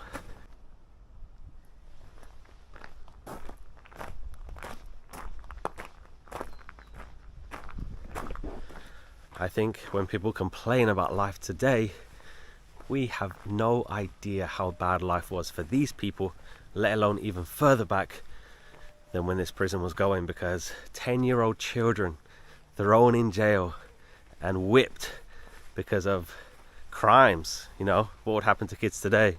They wouldn't be thrown in jail, I know that much, but you can't even imagine what life was like. I bet it was horrible. So people complaining today, I think we have it pretty good.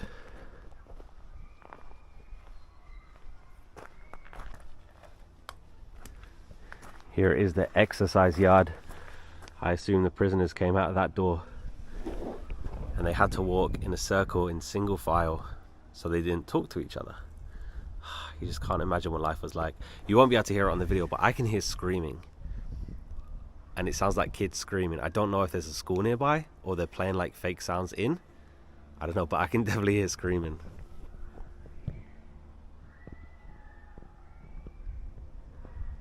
I thought this was the governor's house, but it's actually the hospital.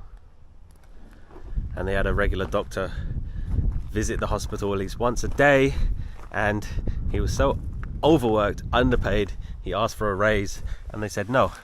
But here, I think this might be the yard, because I can see the footprints. You can see where the prisoners used to walk around in a circle.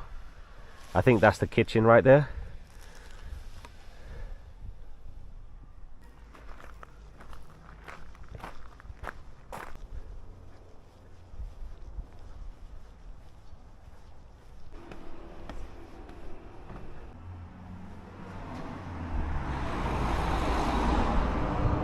I absolutely loved that. That was so much fun, so interesting. Definitely visit if you ever come to Cork. If I cast my mind back to when I was in the train station and I asked one of the people working there for directions to the Cork City Gaol, and he looked at me like I was a freak. Now I know why. Because it's Cork City Jail. Even though it's spelled G-A-O-L, it's still pronounced jail. It is currently 1 p.m, so we have plenty of time. I'm going to take a slow walk back to the train station. We're going to check out Cork City Centre as well. I just want to remind you again that if you visit Ireland, you are not in the UK. So many people come here and they just assume that it's still the UK, but it's not. They use euros here. They do not use pounds like we do in the UK. And the people that are here, they are not British. They will be very, very mad if you call Irish people British. They are not. But if you visit Belfast, which is in Northern Ireland, those people are British and they use pounds there. Belfast is in Northern Ireland. Dublin, Cork are in Republic of Ireland. Very, very different places. So this is a church. Can you see that sign? It says city parking, 121 euros per month just to park here.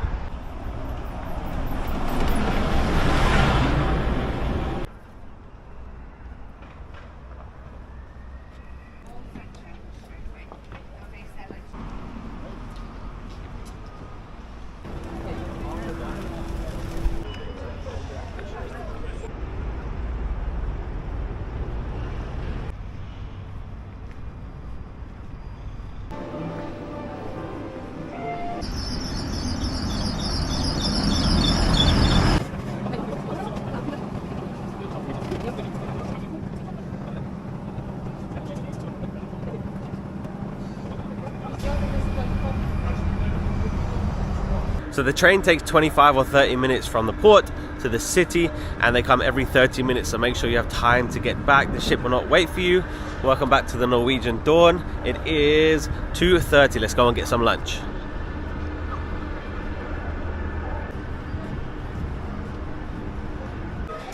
I am always blown away by how beautiful these ships are. We're gonna go get lunch at Ocean's right up there. Got the best seat in the house. It's funny because yesterday I got a letter in my cabin that said, because tomorrow we're back in the UK, which is kind of strange, but I got a letter to say that I need to go to immigration before we get to the UK.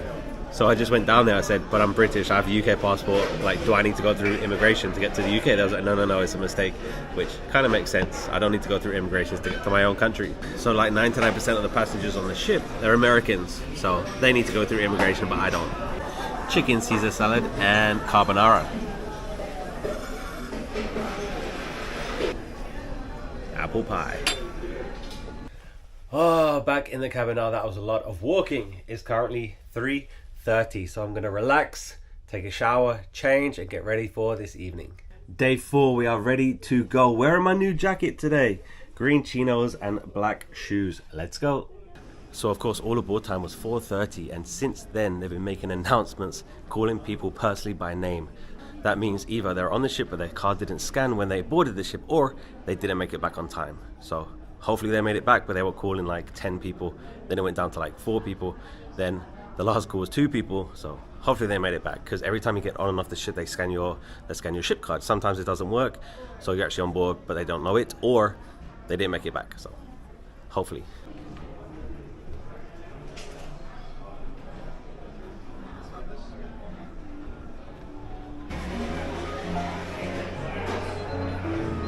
So if you didn't know, I am cruising solo. We just finished a solo meeting Everybody's just gone to dinner, but I had a late lunch, so I'm gonna have a late dinner, so I'm not gonna go with them. But we just did a origami. Look at that, it's supposed to be a fox. But if you're worried about cruising alone, you don't have to be alone if you don't want to. That's a good thing about Norwegian, by the way. Norwegian Cruise Line is 100% the best cruise line for solo cruises because they have solo meetings every day and they offer a lot more stuff for solo people rather than the other cruise lines. But the band is about to start playing in the atrium.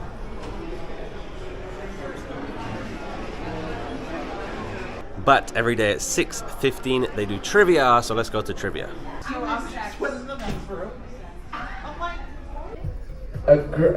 Royalty and what?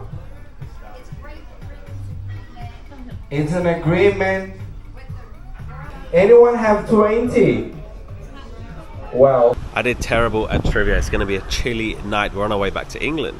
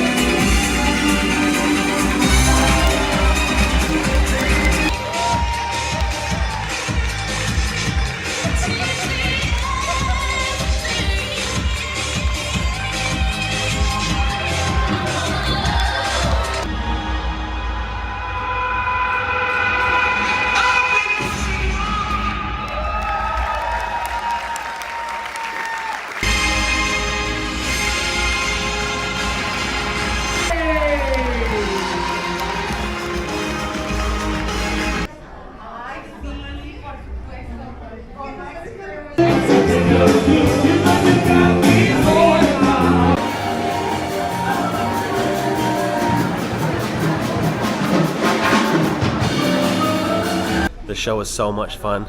Spanish duo, they did illusions, they did magic. It was so good. There is music every single second of the day. I think you can walk around and always listen to music. Right now there's a game show about to start. Majority rules. DJ, if you said Baby Shark. Welcome to the Aqua Dining Room. I had 2 starters tonight. I had Chinese dumplings and bruschetta. The main course was chicken cordon bleu and the dessert was chocolate cake with vanilla ice cream. Delicious. I could just explode. Food is so good. You can eat whatever you want. If you want to go and have 5 dinners, you can do that. That's what makes cruising so amazing. Ah, the food is so good.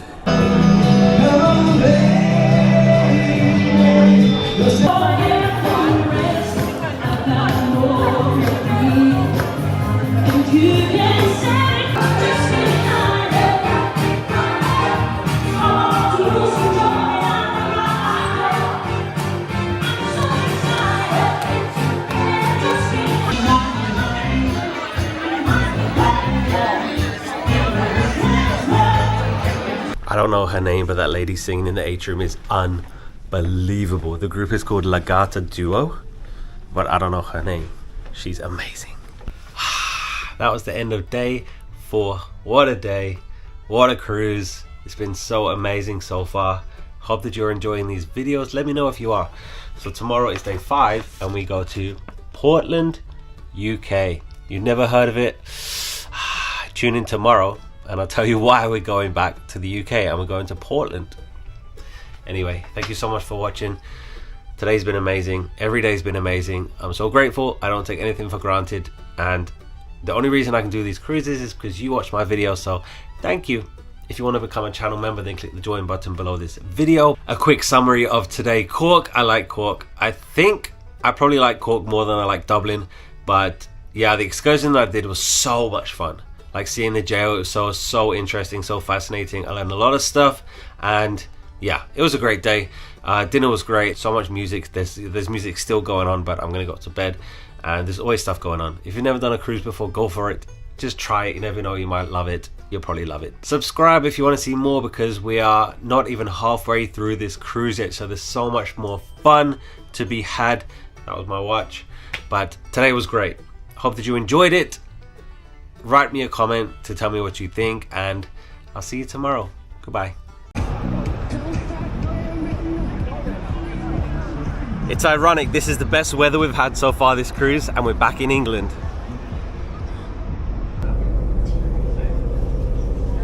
Welcome to England. This is a strange feeling because I boarded this ship a few days ago in England. Then we've been to Ireland for 2 days, Dublin and Cork, and now we're back in England. Crazy, huh? So this is where we are on the map. We're in a place called Weymouth, and the ship is in Portland, which is here. To be honest, I've never heard of Portland before. I've heard of Weymouth before, never been here before. I wasn't going to film anything today, but it's a new place for me, so I thought I'd see what it's all about and film a little bit. But yeah, it's kind of a strange day because, of course, we're in England, which is already strange, but the ship didn't dock until 12 o'clock, midday. Usually the ship docks at like 7 in the morning, 8 in the morning, but we're in port today from 12 until 8 p.m., which is super duper late.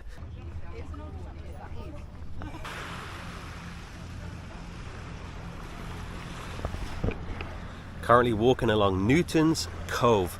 The weather is absolutely beautiful. Today's day, I need to check today's day. It's August the 30th. So this kind of weather in England is absolutely so unexpected. It's a glorious day. There's people swimming out there. We've got paddle boards. This is what summer's supposed to be like. Yes, it is still summer, but England, we don't really get a summer. So this is I wouldn't say it's a holiday place, but a lot of people like to come here for like weekends and stuff. I don't think many foreigners have heard of Weymouth before. All British people would have known it because it is a holiday place, but I can't believe we're cruising to England. Like I said, a little bit strange today because it's already 2:15 p.m. and I didn't get off the ship until like 1:30. Then you have to take a shuttle bus from the port. It stops at Portland Castle and then it takes you all the way to Weymouth. And yesterday we were in Cork Island, and this is around the time when I went back to the ship, and now I'm only just getting off. We have plenty of time in port today. I'm not going to be outside until 8 p.m, but if you wanted to, then you could. I can't get over this weather. The end of August in England on a cruise, amazing. So when I looked at the itinerary for this cruise and I saw that the ship stops in Portland, I wondered why, because it's not a normal place for a cruise ship to stop. Yes, it is a holiday place but for a huge cruise ship, there's no reason to stop here. But then I realized that they're running excursions to Stonehenge. Everybody knows Stonehenge, one of the most famous things about the UK. So that's the reason why we've stopped in Portland today, so people can go to Stonehenge. But to make this day even stranger, I live closer to Stonehenge than this port. So, yeah, pretty strange.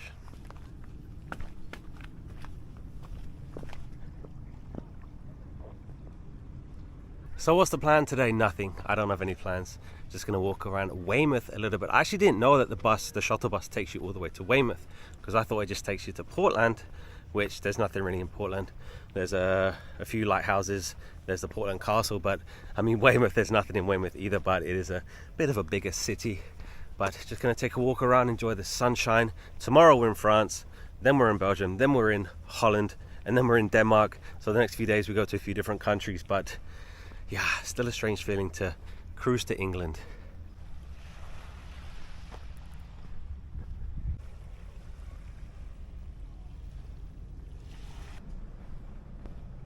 So a lot of people that I've met on the cruise ship, they're going to Stonehenge today. I'll be honest, I've never been to Stonehenge. I've heard that it's not all it's cracked up to be. I've heard that a lot of people go there and they're disappointed, but I've never been there. We're nowhere near Stonehenge. Weymouth is not near there. It's around 2 hours away. And like I said, it's on the way to my house, so maybe I should go there one day.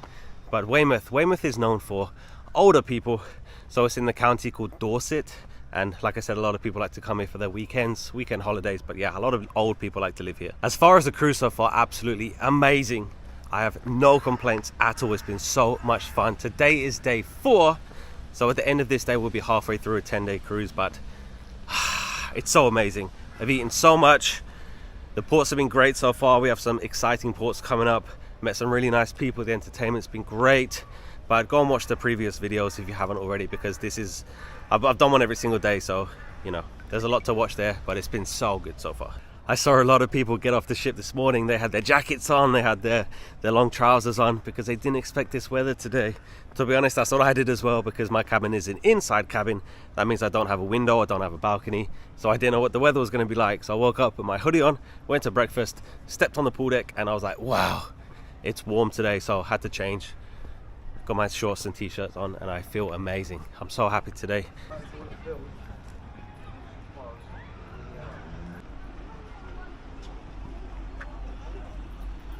There's a lot of kids fishing for crabs down here. This is a summer day in England. This is what it should be like. But this is an extremely rare day. I'm on my way to the beach. It's over there.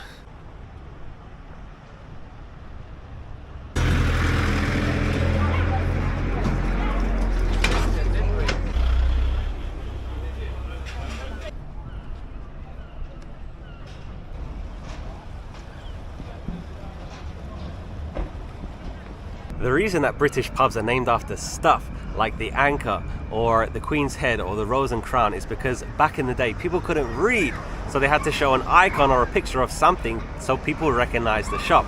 That's why this is called the Anchor. They show a picture of the Anchor. I've never been to Weymouth before, but I used to go to the seaside a lot when I was a kid, and you can smell the sea, you can smell the fish. So many people are eating fish and chips. Everybody's in a good mood. Looks like they got a fun fair over here, amusement park. So of course, it's the 30th of August today, and kids in the UK, they don't go back to school until September. So it's a Friday afternoon now, and none of these kids are in school because it hasn't started yet. So I know that in the US, a lot of kids have already gone back to school. Look at this. This is a summer holiday.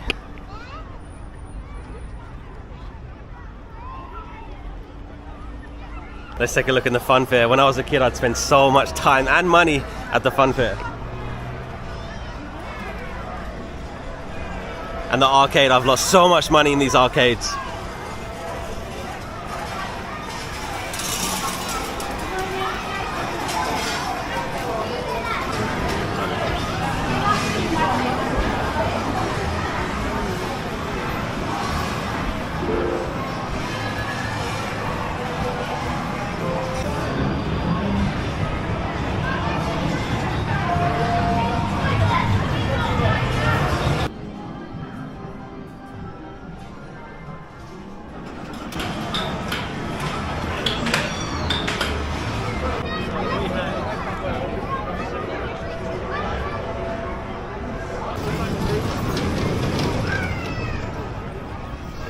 You know, it's been a long time since I've been on a British holiday. I'd love to know how much money I've lost in the arcades over the years. This one is cool. You sit on a mat and then you go around the tower.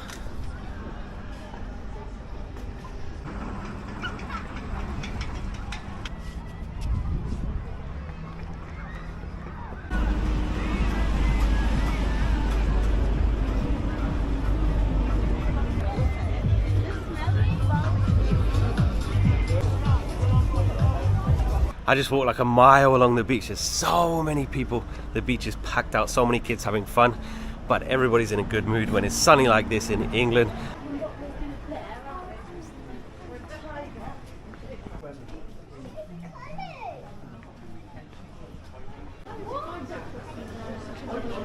This is a very typical seaside town in England.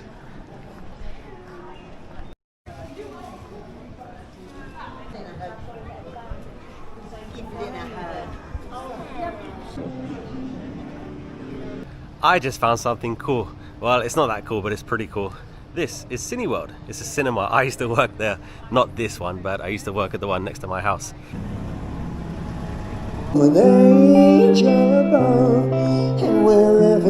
It is now 5 p.m. I've just been enjoying the British seaside. I almost didn't get off the ship today, and I almost didn't film today, but I'm glad that I did both. It's been a great day. Let's take the bus back to the port. Today I was reminded of my childhood. It made me so happy. Everything is exactly the same as when I used to visit the seaside when I was a kid. One thing that's very, very different is the prices. Before you could get an ice cream for £1. Now it's going to cost you £4. It's sad. I think that's why we used to go to the beach all the time, because it was free. Recently I went to London and made a few videos about old stuff, historic stuff in London, and literally just walking down the street it said Tudor House, and then there's a sign here, it says built in 1600. This has been here since 1600. How many countries can say that? Crazy.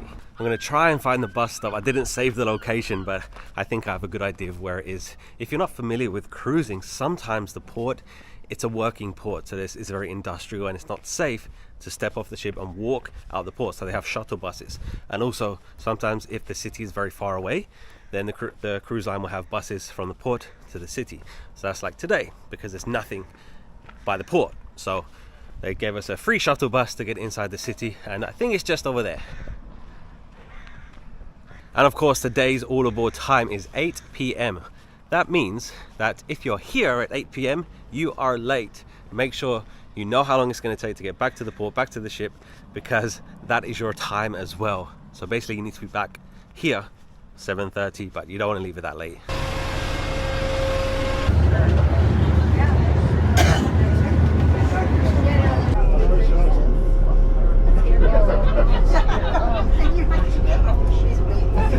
Just a quick 15-20 minute shuttle ride. Welcome back to the Norwegian Dawn.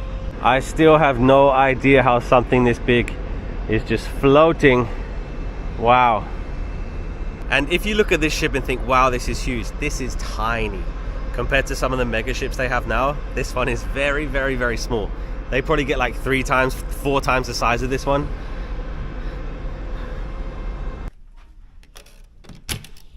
Back in the cabin now. It is almost 6 p.m. This is the latest I've ever come back, because the last 2 ports I've come back late, so I've had late lunch, so I've had late dinner. So I don't know whether to have something now and then also have a dinner later. Probably will. Probably have something small now. Go to the buffet now, get something small, and then I usually have dinner at like 8:30, just because late lunch, late dinner. Let's do that. I was just thinking that it's pretty surprising that they don't put Weymouth on the itinerary, because that's way more appealing than Portland, because nothing is in Portland.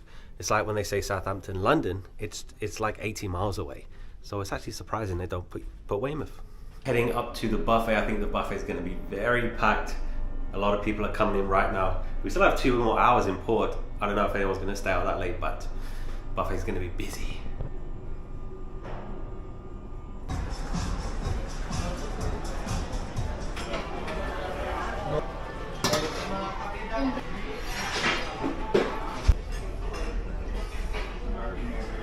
Just a quick lunch, and I'm going to run to trivia.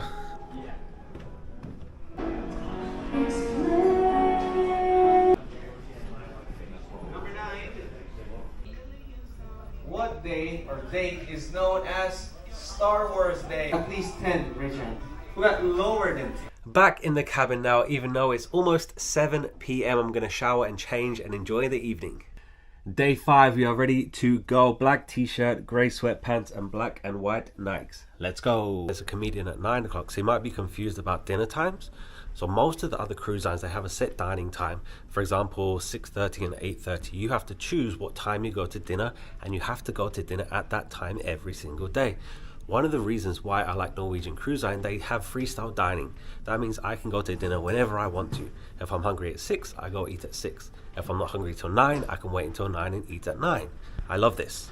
It seems kind of strange for someone to tell me when I should eat dinner, but I want to eat whenever I want to eat. Like tonight, I'll probably eat dinner at 9 o'clock just because I had a late lunch, so late dinner.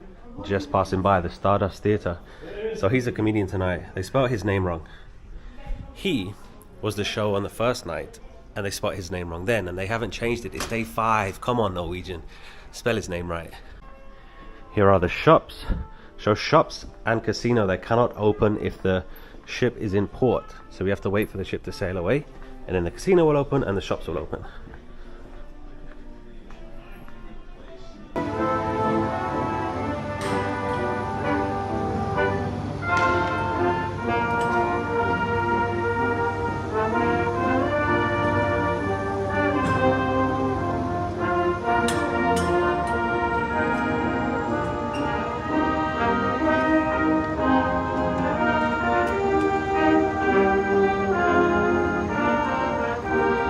That's amazing. It makes me bloody proud to be British. So many people watching the band.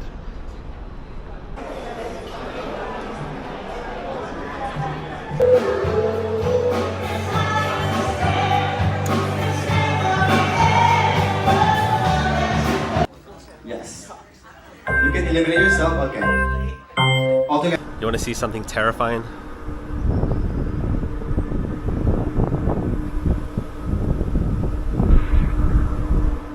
The darkness of the ocean.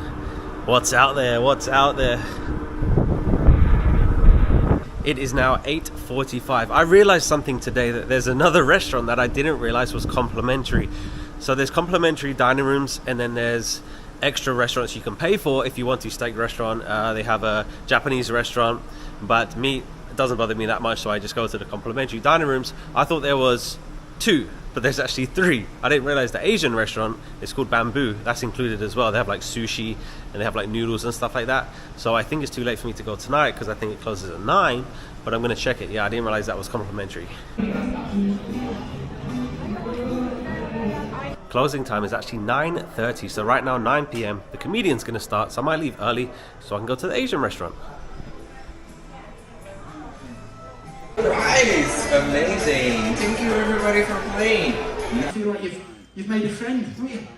And then other times you get in, I mean, it's like you can cut the atmosphere with a knife, can't you? It's like they've been talking about it before you got in, isn't it? I didn't want to leave. That guy's so funny, Paul Boardman, but I want to try and get into the Asian restaurant before it closes. 5 minutes. Welcome to Bamboo. Dinner tonight is Kung Pao chicken, sweet and sour pork, and fried rice. Dessert was a 5-spice chocolate cake. Delicious.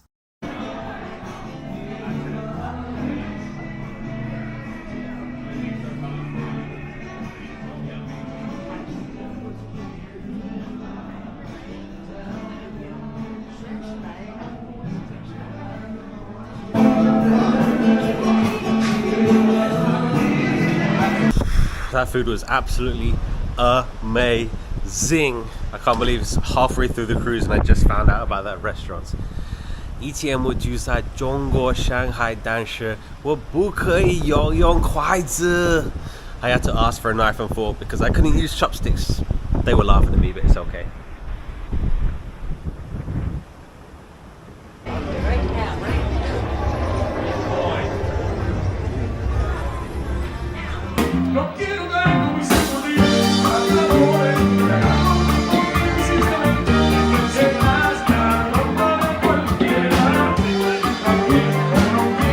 So that's the end of day 5. We are officially halfway through this cruise. Today was a great day. I hope that you enjoyed it. Tomorrow's day 6. We are in Le Havre, France. If you want to see France with me and beyond, then hit the subscribe. Thank you so much for watching. Hit the like to tell me that you enjoyed it. Thank you so much, channel members, for supporting me. Click the join button below this video to become a channel member, and I'll see you tomorrow. Goodbye. The last time I was in this port, it was a disaster. Hopefully today's better.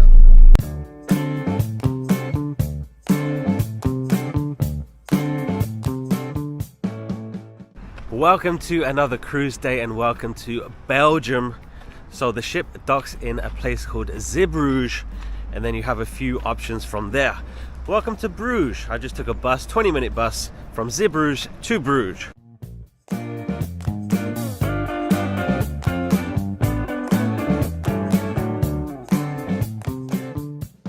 Today is day 7 of a 10-day cruise on board the Norwegian Dawn. And a few months ago, I was cruising on the Norwegian Prima and we stopped here in Zeebrugge. I didn't make it to Bruges. That was a very bad day.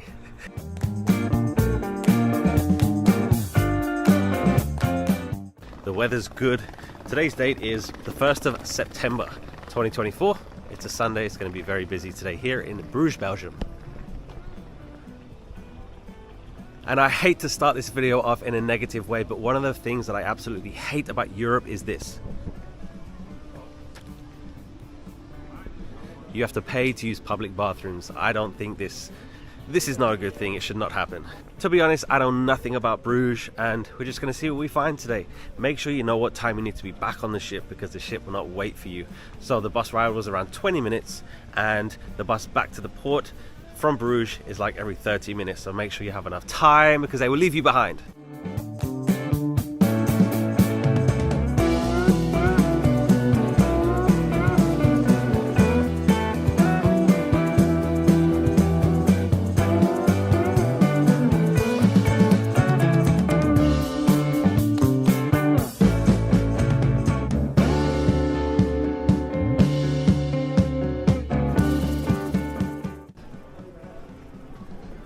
Fries started in Belgium, not France.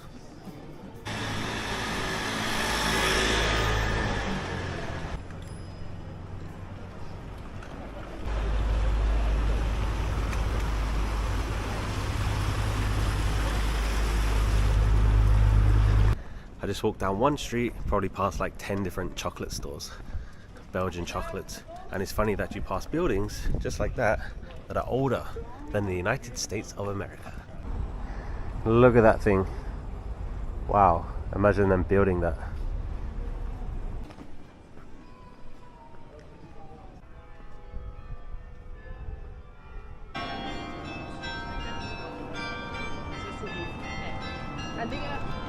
Welcome to the market. We're right in the middle of Bruges right now, and this is where they have the Christmas markets every year. I have to be honest, I didn't really know what to expect from Bruges or from Belgium, but very nice actually.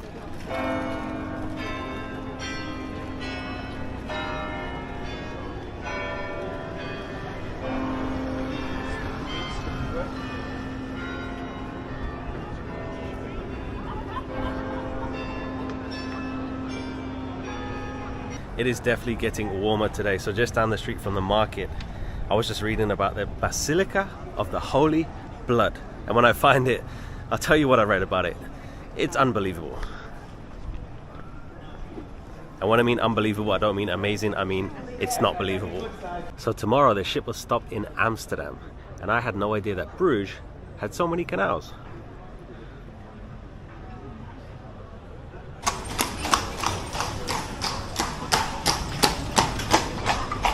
So this is the Basilica of the Holy Blood. I have to read you this just because it's craziness. So it's said to believe that inside there is a vial containing a cloth that is covered in the blood of Jesus Christ. Extremely hard to believe. So it says, according to the legend, it was brought to Bruges in the 12th century by Thierry of Alsace, Count of Flanders, after the Second Crusade. Where did he get a cloth covered in Jesus Christ's blood? And why is it here? Is it true?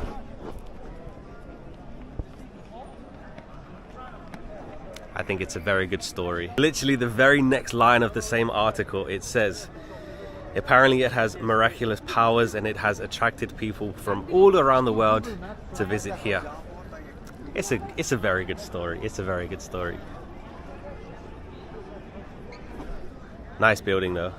Apparently it gets paraded through the streets once a year. Yeah, I'm sure it does.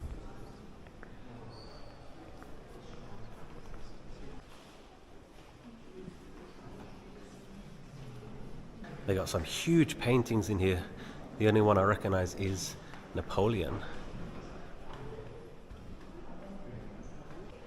So this is the market where we just were outside. And apparently it shows the 17th century. Imagine what life was like. So all of these people are going inside. I don't know if you can see the cloth covered in Jesus' blood. Seems popular, so maybe you can. So of course I'm curious about the Jesus cloth. So I just followed everybody up the stairs. And this place is amazing.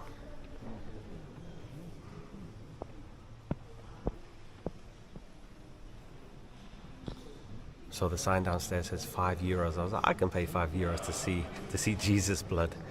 But there's a sign on the door, it says you can only see the cloth between 2 and 4. And that's when you pay €5. But the rest of the time is free, so you can just walk in here It's 12:30 now, so no Jesus cloth.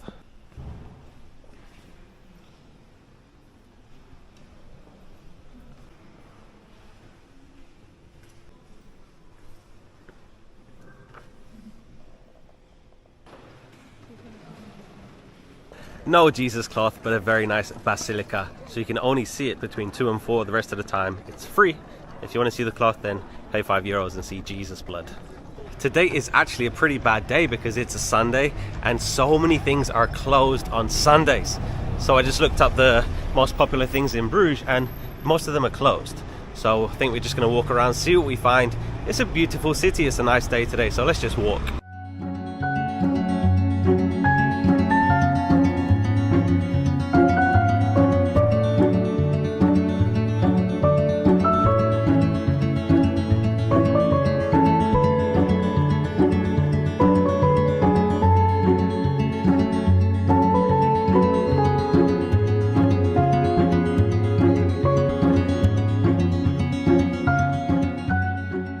The cameras are not going to do it justice, but this is absolutely beautiful.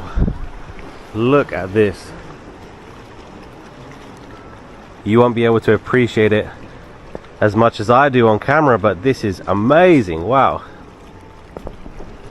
And you know what's even more amazing? There's no people here. Wow. Look at this place.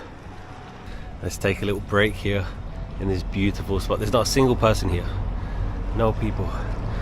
So the cruise I'm on, it's a 10-day cruise and there's only 2 sea days. So that means there's a lot of port days. And I was speaking to an American couple yesterday and they said they booked an excursion every single port day, which is great if that's what you want to do, but I don't recommend doing that just because sometimes they're crazy. Sometimes they're very busy and you need a day to not do nothing, but you need a day to relax and do your own thing. And yeah, I wouldn't recommend booking an excursion every single port. Like today would be a perfect day to not book anything, just walk around. But of course, if there's an excursion that you love and you want to do it, then definitely do it.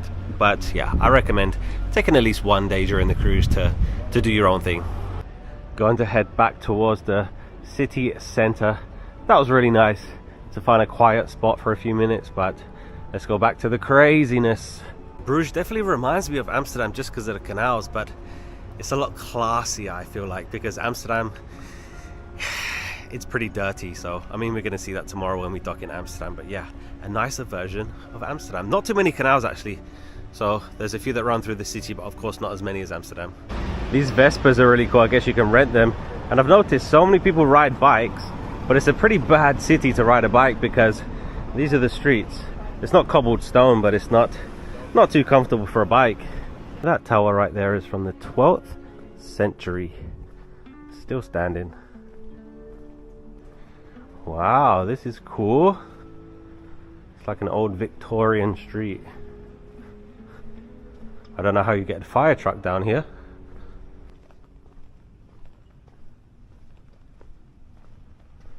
You see what I mean? Look at this gap. You would not fit a fire truck down there if your house was on fire down there. Do you think it's crazy that this is the one time in my whole life I'm going to walk down this street and this is somebody's front door? They walk down there every single day. It's pretty crazy. Let's take a walk through the park.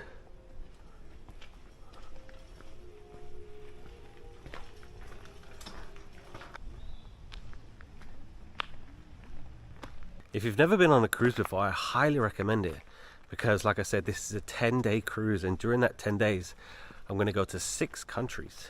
That's pretty amazing. And if you was to do that by yourself, it takes a lot of planning. You got to get there yourself, transport and accommodation and food and everything. 6 different countries, that's a lot of work, but you just jump on a cruise and then you just go. So I pointed this out in a few of my videos when I've traveled around Europe, but we have a really cool thing in the EU where you can tell where a car is from the license plate. So you can see here, this license plate says F, so this car is from France. And then over here, this license plate says B, so this car is from Belgium. Why? I don't know why. I'm following the music.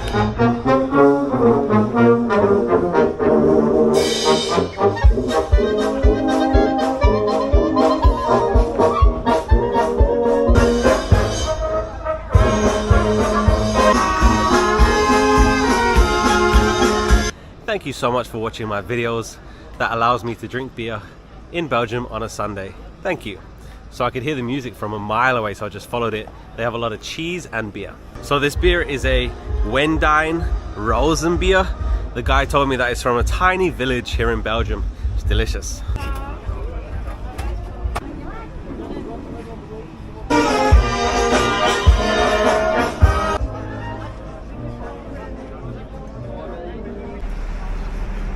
I haven't filmed anything for 1 hour. So let me tell you what happened. So this is extremely powerful. This is just a toothpick. So every single stand right there, they have free samples. So I don't even know how much cheese I just ate. I had another beer, I had a stronger beer. And then I was speaking English to like the cheese sellers. I think that's the official name, cheese sellers. And then this older couple started speaking to me because I was speaking English. And they were Dutch, but they lived in Belgium for 25 years. They were saying like Bruges is so much better than Amsterdam, blah, blah, blah, whatever. And then, yeah, we just kept eating cheese. And then I had, yeah, it was great. I love Belgium. It's so hot. I'm getting sunburned right now because I was speaking to him for like 25 minutes. I couldn't tell you one thing that we spoke about just because I don't know what happened, but yeah, I'm so happy right now. I'm so content. Life is good, you know, life is good. Here's a bus station. You want to see a Belgian bus station? There it is. Right there. That is a Belgian bus station. I'm in the bike lane. Let me get out before I get hit. Life is good. I'm going to be honest and say I'm extremely surprised by Bruges. Because look at these streets. Like the guy I was just speaking to, him and his wife, I don't know, they're like 70 years old. They lived here for like 25 years.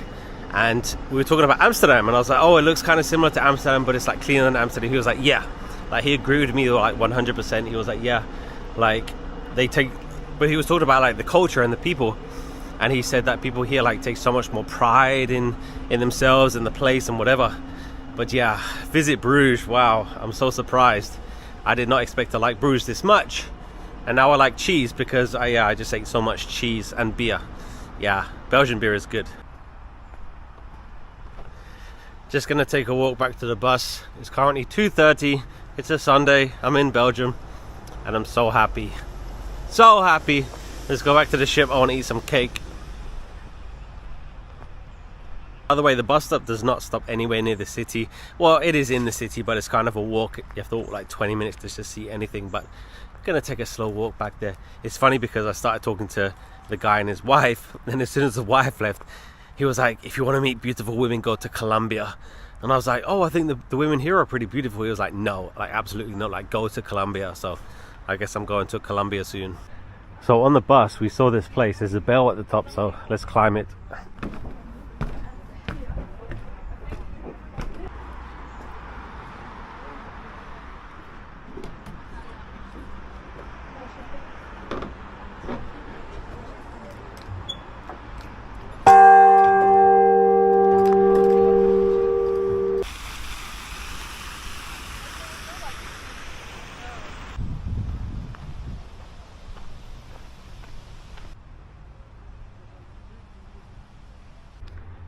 It just blows my mind that somebody wakes up every day and that's their house. So a few days ago, a lady recognized me. She said she watches my videos, and that made me so happy. And I saw her again this morning. I met her this morning, and of course I forgot to ask her name. So if you're watching this, I'm sorry, and thank you for watching my videos. But she told me that they've done 28 cruises, and this is the first one in Europe. That means 27 cruises. She did say she's done Alaska, and I assume the rest of them are in Caribbean. I mean, how many times can you go to the Caribbean, you know? And I watch so many YouTube videos of people that go on cruises to like Nassau and like Bahamas and, you know, Jamaica, and it's like, oh, I've been here so many times before. And it's like, you know, go and see the world. There's so much out there. Like, fly to Europe, take a cruise in Europe, and I think there's so many opportunities to see so many places. Like I was saying earlier, you know, like in this 10-day cruise, I'm gonna go to 6 different countries. That's amazing. That's absolutely amazing. And of course, you go to different countries in the Caribbean, but they're very, very, very similar. You know, like if you drop someone in the let's say Jamaica, like it would be very difficult for them to guess that they're in Jamaica because so many of those islands and those beaches, they look the same. And you know, you do whatever you want, it's your vacation, but there's so much of the world out there. you could be looking at this right now. And maybe you don't care, you know, maybe you want to go to the beach and that's okay, but I'm just saying, you know, there's a whole world out there, go and see it. I'm just arriving at the coach park where I got dropped up this morning. So there's the red bridge that I was on this a few hours ago. But this is on the map where the bus drops you off. It's a little bit of a walk to the city. So when I was reading the reviews, a lot of people complained. They said it's so far from the city, like don't take this. But I think it's okay. But yeah, just be aware, if you take the bus from Zeebrugge to Bruges, then you're going to be walking a little bit just to get to the city. And even though the guy that I met earlier, he said that go to Colombia, they have beautiful women. I think Belgian women are beautiful. Anyway, so it's currently 2:50 p.m. and I arrived here at 10:30 because I got the 10 o'clock bus from Zeebrugge. So I've been here for a few hours. I remember today's Sunday, so a lot of stuff is closed, but they said that the bus is back to Zeebrugge every 30 minutes, so hopefully I can get the 3 o'clock bus. I'm gonna say it again, Belgium surprised me. I have no idea if the rest of Belgium is like this, because a few people that I met on the ship, they're going to Brussels today, which is a little bit further away, but the couple that I did meet, so they're Dutch, but they lived in Bruges for like 25 years, and they said like Brussels is completely different, like Bruges is so much nicer, so much better, so much cleaner. So maybe Bruges is the one that you want to visit in Belgium. But yeah, so surprised. Belgium was never ever on my radar to, I mean, I've driven through it before, but never had any reason to stop here. So I guess visit Bruges. 2:55, there are like 100 buses here. So I better make sure I don't end up in Brussels. That guy's sleeping. Yeah, I found it.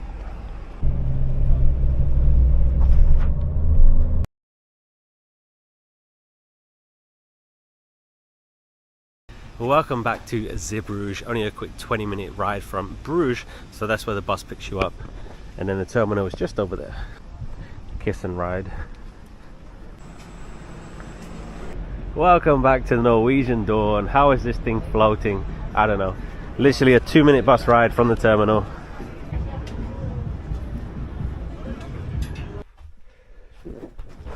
Welcome back. 5, 5, 6, 7. I need to go eat. Let's go eat. It is 3:40. Let's go eat. The Irish pub is calling my name. Let's go and get lunch.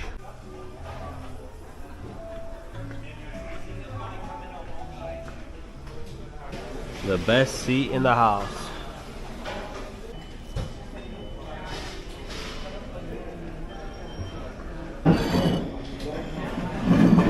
Currently 6 p.m, just been sitting around the pool. The weather is absolutely beautiful. We don't leave Belgium until 8, so we still have a few more hours. But pool is packed, people are having some drinks, some people getting ready for dinner. So good.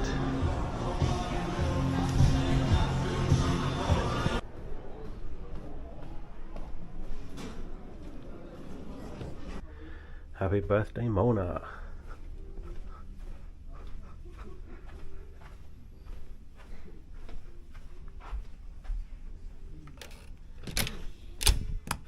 $6 p.m. now, just looking at the schedule. I'm gonna miss trivia. I've been to trivia every single day at 6:15, but I'm gonna miss it today. That's okay. So later, 8 o'clock, there's a game show with the entertainment staff. That looks good. And then there's a Broadway vocalist at 8:30. I saw her a few nights ago, so I'm probably not gonna watch that again. Not really my style, but there's karaoke, there's so many game shows, there's always live music. So much fun. But now I'm gonna shower and change and get ready for the evening. Day 7 outfit, we are ready to go. Mickey Mouse t-shirt, cream chinos, and black and white Nikes. Let's go. So if you're wondering, Ben, you're on a cruise ship, are you supposed to dress nice? 2 things I like about Norwegian Cruise Line. 1, freestyle dining. That means I can go to dinner whenever I want to. So most of the other cruise lines, they have a set dining time. You have to choose between 2 times, 6:30, 8:30, and you have to go to dinner at that time. Norwegian Cruise Line does not do that. I can go to dinner whenever I want, whenever I'm hungry. And every night is pretty much casual nights. You can wear whatever you want. Like I said, some of the other cruise lines, maybe they have a formal night, maybe they have a white night. But Norwegian Cruise Line doesn't do that. That's why I like it. I can wear whatever I want. I can eat whenever I want. Wow, it is still hot. It is 7:30. They still have the gangway, waiting for the last minute people. Hopefully everyone makes it back on time, because we're supposed to be sailing away at 8 p.m. And I just spoke to some of the crew. They said tomorrow in Amsterdam is supposed to be even warmer than today, and today was warm.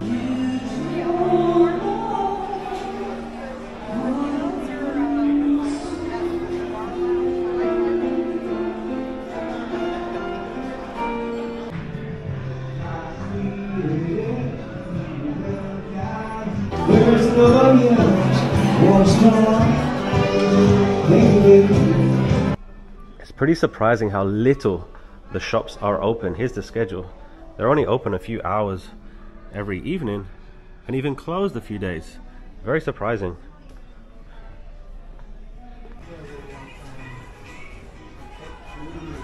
So I'm in the Bliss Lounge and they're about to start a game show, but they've only had a few people sign up. And I just went to the pool deck. The pool deck is absolutely packed. There's so many people around the pool deck because the weather's still good. How it goes with our first challenge. So for this one, we need 2 t-shirts and 2 balloons. So, hey, come on, let's go. Don't drop the balloon. 1, let's go. Jingle bells, jingle all the way. Tequila. Yeah, very smart. It's a song. Killing time is killing me. Friends in low places. There you go. She got it. She got it. Santa Claus is coming to town. He knows when you're asleep. Not yet, come on. Not yet. Not yet. You're fast, but not yet.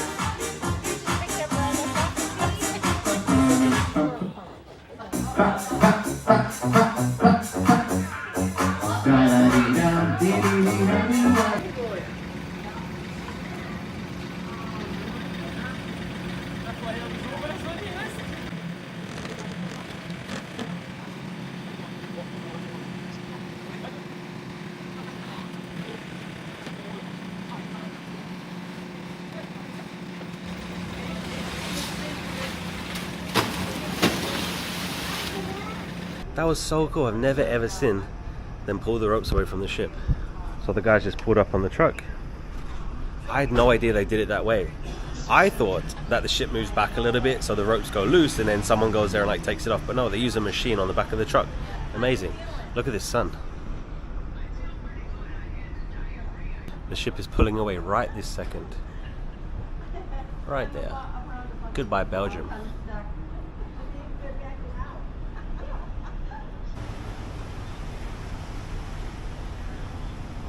And just like that, we are out of here.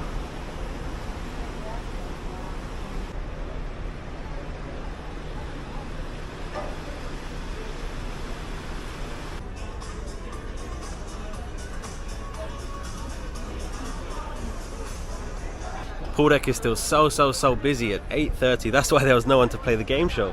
A lot of people don't know that the captain does not steer the ship. So right now, we're leaving the port. There is a guy called the pilot. He steers the ship in the port and out the port. And then when the ship is at sea, one of the officers will steer the ship. The captain never ever steers the ship. Such beautiful views on a ship.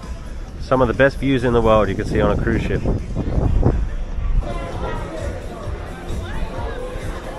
I usually have a late lunch, so I have a late dinner. So it's dinner time now, 8:45. Let's go to the Venetian.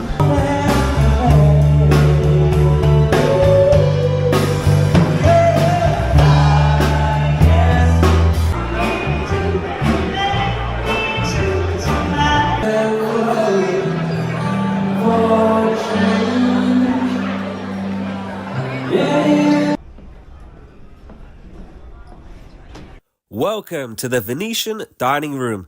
The great thing about a cruise is you can try food you've never tried before. My starter tonight was scallops, the main course was shrimp, and the dessert was chocolate cake with vanilla ice cream.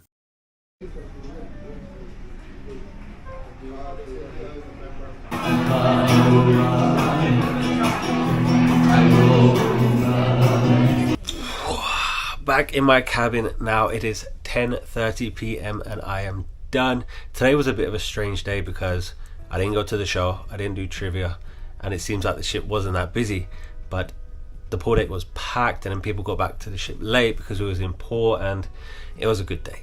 It was a really good day, just a little bit different, but I hope that you enjoyed it. I had a great day. I was so surprised by how much I like Bruges, but today was a great day. Every day's been a great day so far this cruise. Tomorrow is day 8 and we are in Amsterdam, and I have something really cool planned for Amsterdam, so if you want to see that, then hit the subscribe. Thank you so much for watching. Thank you for channel members for supporting me. Click the join button below this video to become a channel member. Hit the like to tell me that you enjoyed this video. I hope that you did, and thanks for watching again. See you tomorrow in Amsterdam. Goodbye.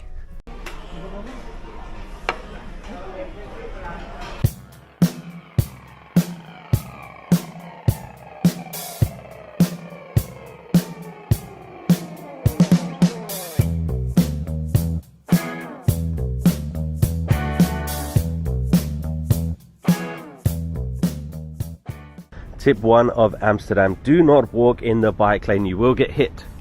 Good morning, welcome to day 8 of my 10-day cruise on board the Norwegian Dawn. We just docked right over there. Amsterdam already gets a big tick because we docked right inside the city.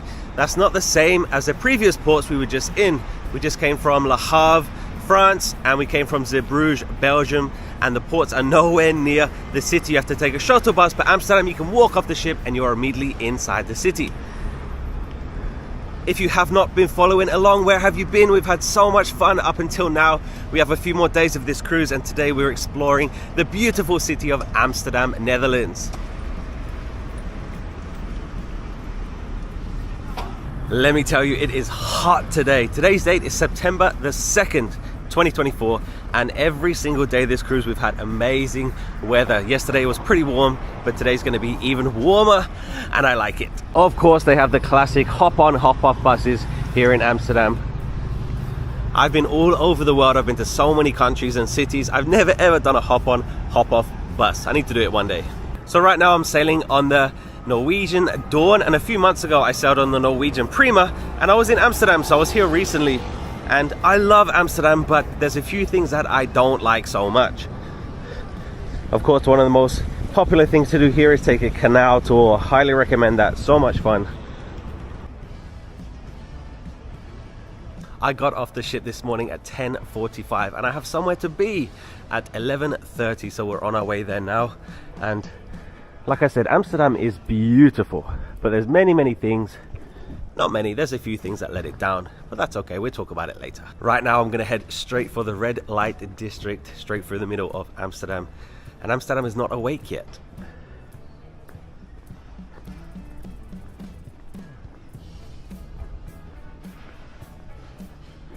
And it already smells like you know what.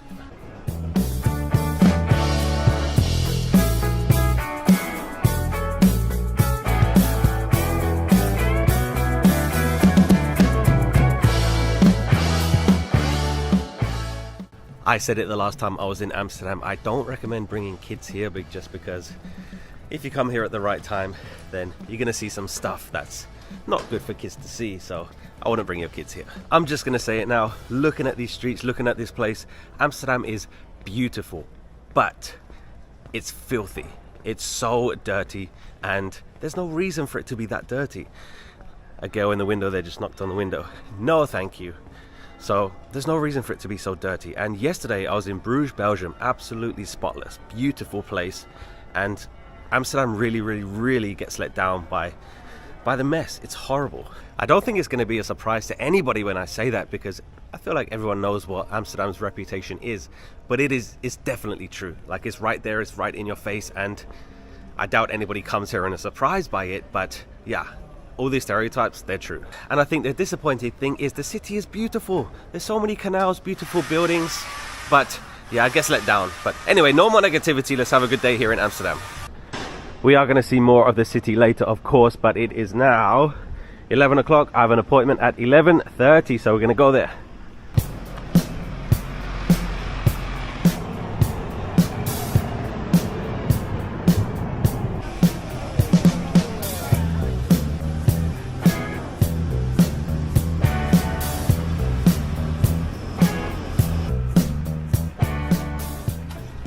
That big thing is the Reich Museum. I probably said it wrong, but that's not our destination, we're just passing through, but it's huge.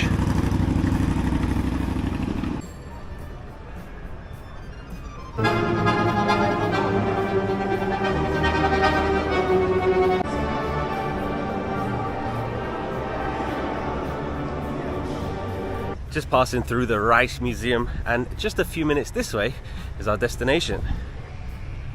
Right there.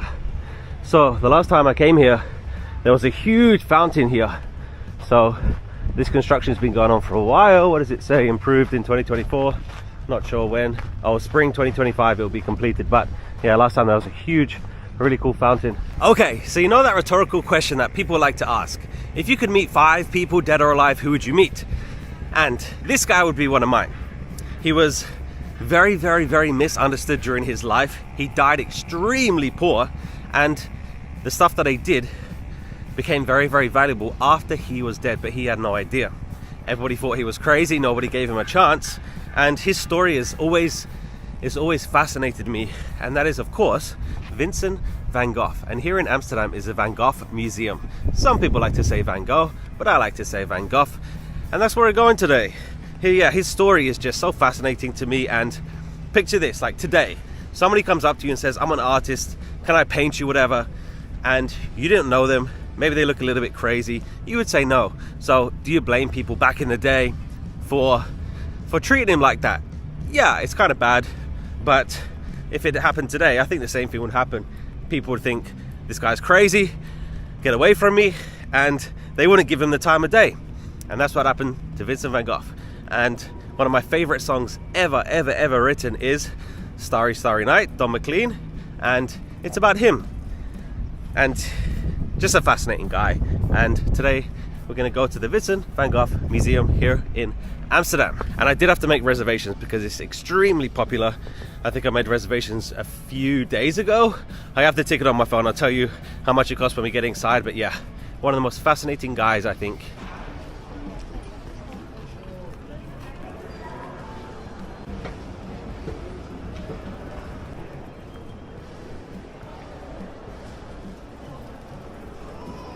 So the entrance ticket cost 22 euros, and I just got an audio tour which was 3.75.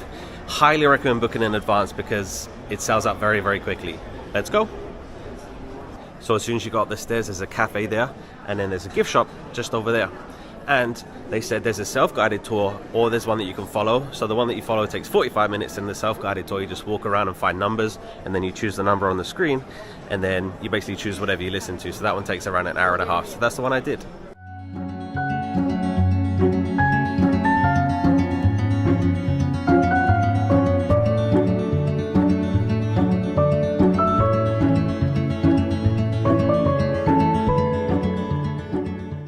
So fascinating. I didn't realize that in some paintings he paints his eyes different colors just to show different emotions and just to play with colors.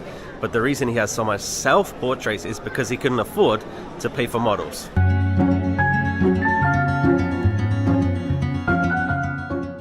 So he liked to paint peasants because he believed that that's what really shows real life in the countryside.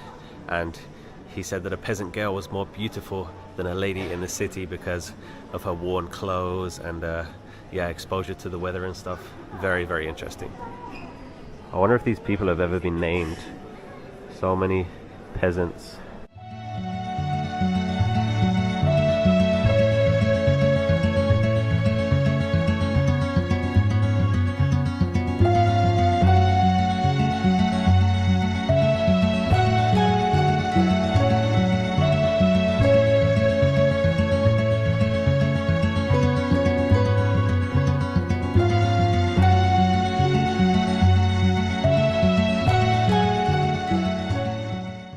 Of course, there's too much stuff. I'm not going to tell you about everything, but it's so interesting. So over there, there's a painting in a place called Le Tambourine, which is a cafe called The Tambourine, and that is the first place that his art was displayed publicly. And they think that the owner, the lady in the painting, they were lovers.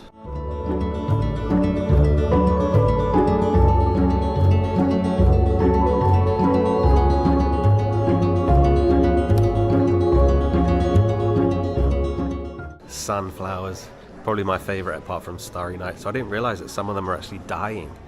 And they said that the reason Van Gogh did that is because that's life. He wanted to show real life, so not every day is perfect, not everything is perfect, so some of them are dying.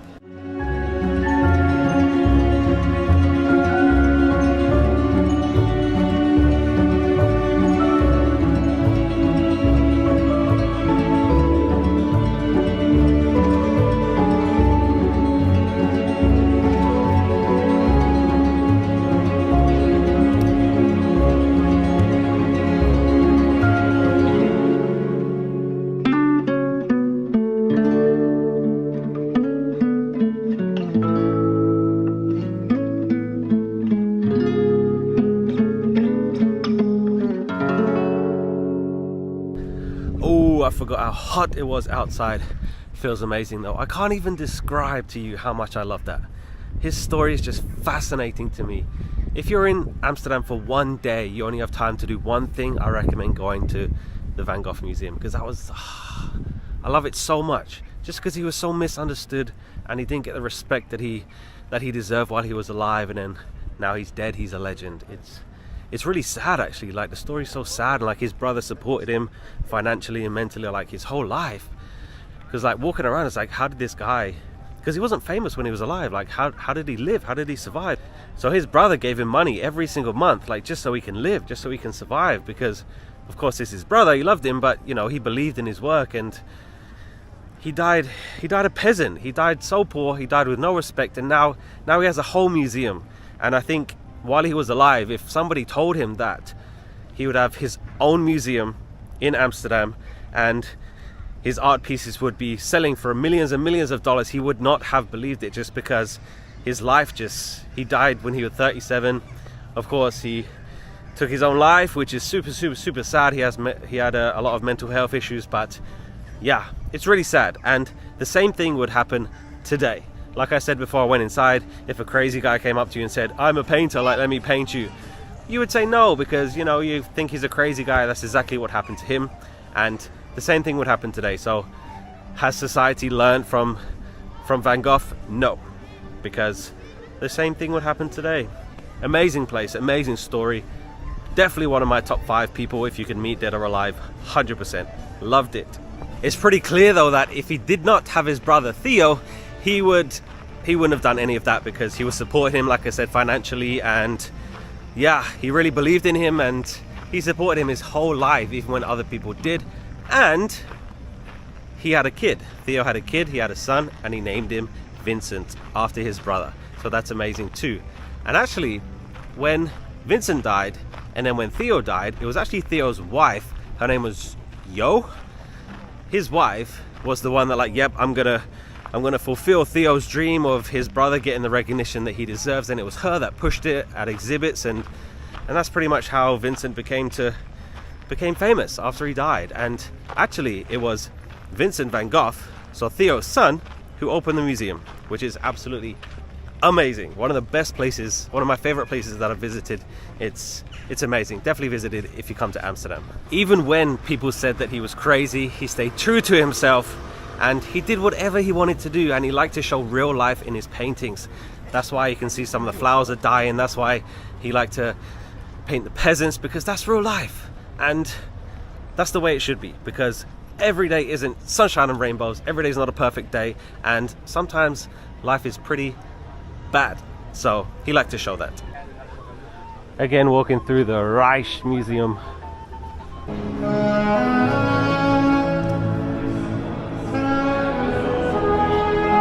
The streets are absolutely packed. It was really busy inside the museum as well. So when you make a reservation, you have to choose a time. My time was 11:30. I think just go there as early as possible. I think they open at 9, so go at 9, because it was so busy. Why? One last thing, get the audio tour. It was only €3.75, so definitely worth it. And now I'm going to stop talking about Van Gogh. I'm going to head back to the ship. We're going to make one stop along the way. It must be horrible to drive on these roads. They're so skinny. I love these tall houses next to the canals. I bet they're very expensive. And if you're wondering, do cars ever end up in the canal? Yes, they do.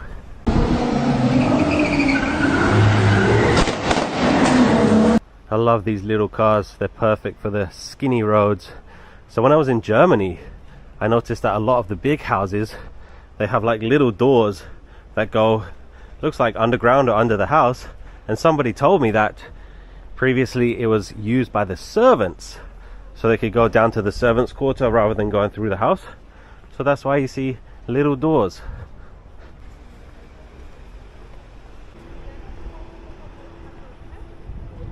Alright, so the place that I'm coming to now is probably the #1 place that tourists like to visit in Amsterdam. And I saw an interview recently. I'm going to try and find the clip. If I can find the clip, then I'm going to put it here. What's overrated when you're in Amsterdam? What should people not do? Go to Anne Frank house. Yeah, well, Well, it's just a house. it's just a house. And she's not there, you know. Yeah. Welcome to the Anne Frank house. It's just a house. There she is. I do think it's a fascinating story. I've never been inside, but every single day that you're going to see guys out here, and they tell so many people, sorry, sold out, sorry, sold out. You have to get your tickets in advance online, and I think they go on sale like 2 or 3 weeks before because they sell out instantly. So you will not get tickets on the day. If you want to go inside, then get tickets online 2 or 3 weeks before. So here is the actual house. Just around that corner there is the entrance to the museum, but this is the real house. Today I've probably seen 5 tourists almost get run over. Like I said, do not walk in the bike lane, do not stand in the street, and if you're going to rent a bike, be careful because, wow, because the locals drive so fast, the cars don't care, and just be careful, wear a helmet. Look at that, that's cool. I wonder if they close them when it's bad weather. But that's my Amsterdam day finished. Let's head back to the ship.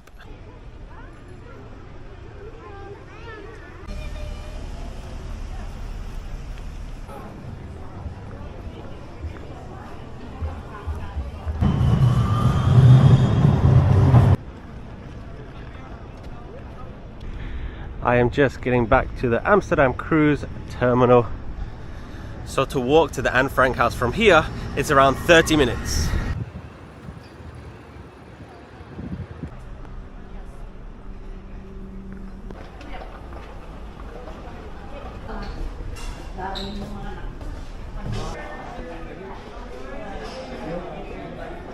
That is why I love cruising. I can just come back on the ship and have a delicious carbonara. So that was at 4 o'clock. So that means late lunch is going to turn into a late dinner, but that's okay. I also love coming back to a clean cabin. Straight in the shower, let's get ready for the evening. And I am ready to go for day 8. Wearing my new jacket. I have red chinos and black shoes. Let's go. Making a little bit of an effort tonight. I don't think I said it earlier, but the Starry Starry Night painting is not here, it's not in Amsterdam, and it's not at the Van Gogh Museum. It's actually in New York City. I think it's at the Modern Art Museum. So if you're in New York City, go and see Starry Starry Night.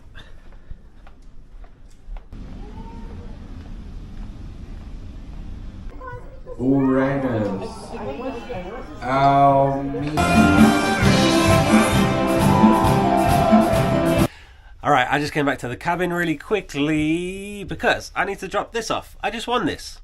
Look at it. It's like a small coffee cup. It's really cool. So I don't talk about it that much, to be honest, because it's not really a big deal to me anymore because I've done it so much. But traveling alone, I get so many questions about it. I get so many comments about it. Just do it. Just do it. I won this. Every single day, Norwegian Cruise Line has a solo meeting where solo travelers go there. There's usually like 15, 20 people. We just talk about our day. Oh, that was cool. I went there. Then they're at dinner right now. I'm going to have dinner later, so I didn't go with them. But there's a group of like 10 strangers just having dinner together because they're strangers together. You know, just do it. I get so many comments to say I'm so brave. I'm not brave. I'm not brave. What? The only alternative is to stay home and not do it. So do it. Do it. Yeah. Now I got a coffee mug. That's cool. So the quiz was flags. And I was kind of keeping quiet at the beginning because I'm really good at flags because I've traveled a lot and we learn a lot of geography at school in the UK, and Americans not so much. So yeah, I got 10 out of 10 on the flags and I won a coffee mug. Just travel alone, just do it. Stop waiting around for someone, the perfect partner, to come along and travel with you because it might not happen. So just do it. Okay, let's go to the show. So yeah, I don't talk about it that much just because it's a completely normal thing now.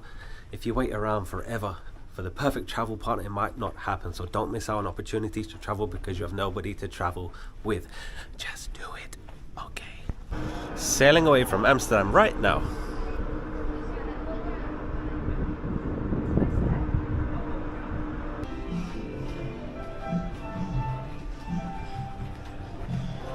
Show tonight in the theatre is called Duality Duo Acrobats.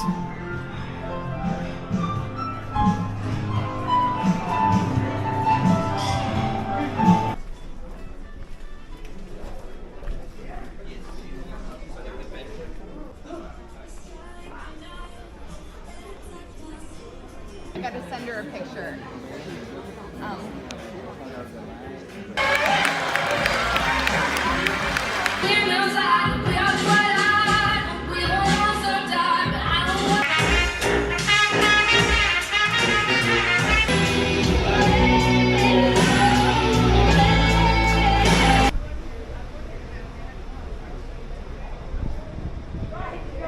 It's so funny, we are just cruising by people's houses. That show was absolutely amazing, like unbelievable. They are so talented, but it was so different from, so 2 days ago there was a magician, like a magician show. There was 2 magicians and the show was 45 minutes and they did like 5 or 6 tricks. The rest of the time was just talking, but that show just now, it was like action, action, action, like it was non-stop. It was amazing.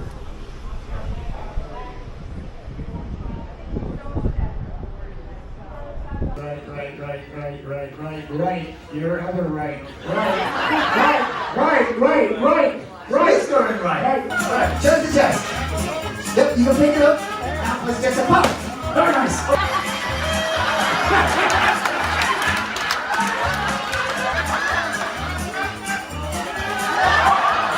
That was so funny. That was the perfect couple game show.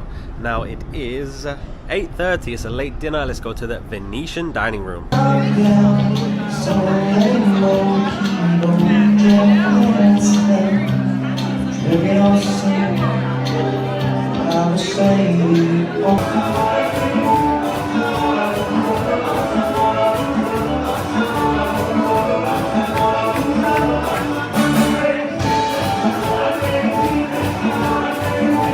Actually, I went to the Venetian last night. Let's go to Aqua.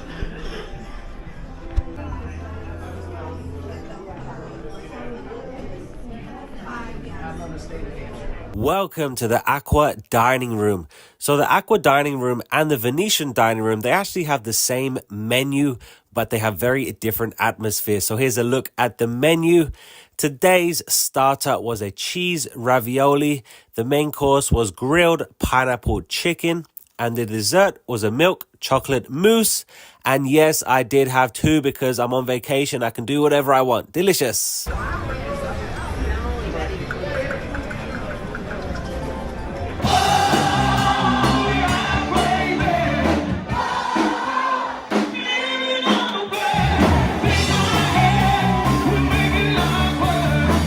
That's the end of another day. Today was a great day. Dinner was amazing. Amsterdam was amazing. Tomorrow is day 9. It's a sea day. That means the ship does not stop anywhere. And nobody has to wake up early to get off the ship. So the casino is absolutely packed right now. I've been in there for like 1 hour, just watching the roulette, then watching blackjack. There was 2 numbers in a row on the roulette and everybody just jumped on it. And I think one guy won like $800 in 2 spins on the roulette. It was crazy. And then I was about to leave the casino and then I just hear this shouting. So I go back in there and a lady won on a slot machine. She won $3,150.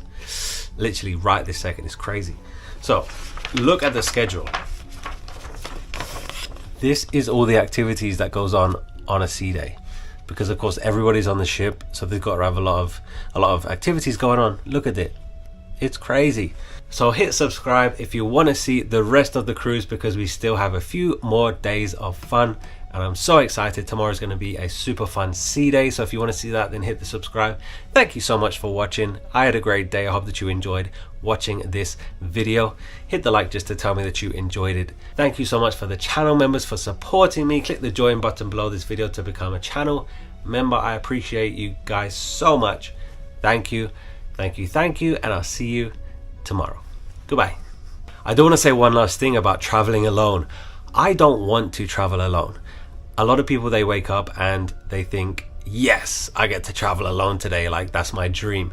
It's not my dream.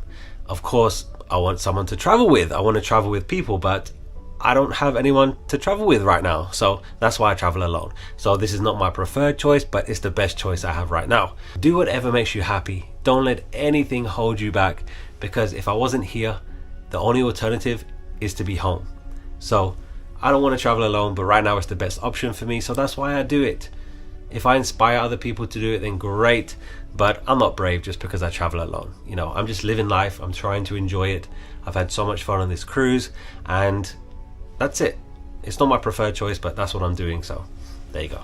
Good morning. Welcome back to the Norwegian Dawn. We might have a slight problem today, because today we're in Copenhagen, Denmark, and I received this paper that says every single passenger has to go through a face-to-face immigration with Danish inspectors. And I have a British passport. 99% of the ship, they have American passports, and there's different rules for me and for them, but I still have to go through immigration, which is okay. I don't mind it. So this is what the paper says. It says everybody has to wait for their deck number to be called before they can get off the ship. So my cabin is on deck 5, and the time right now is 9:50 a.m.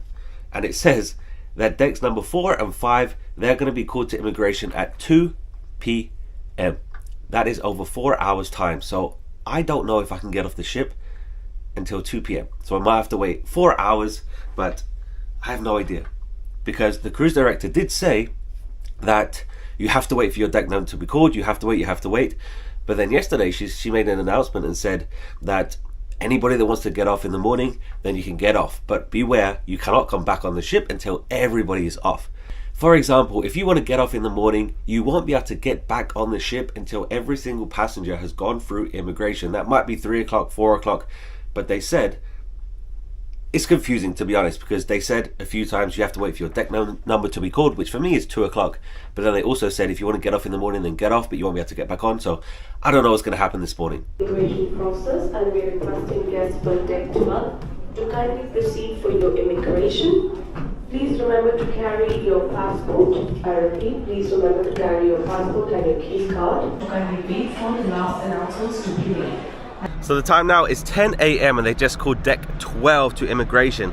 I might have to wait 4 more hours to get off the ship, which is fine, but it shouldn't really be like that. But we'll see what happens. Welcome to Copenhagen. Beautiful, beautiful Copenhagen, right? I actually don't even know how far away we are from Copenhagen.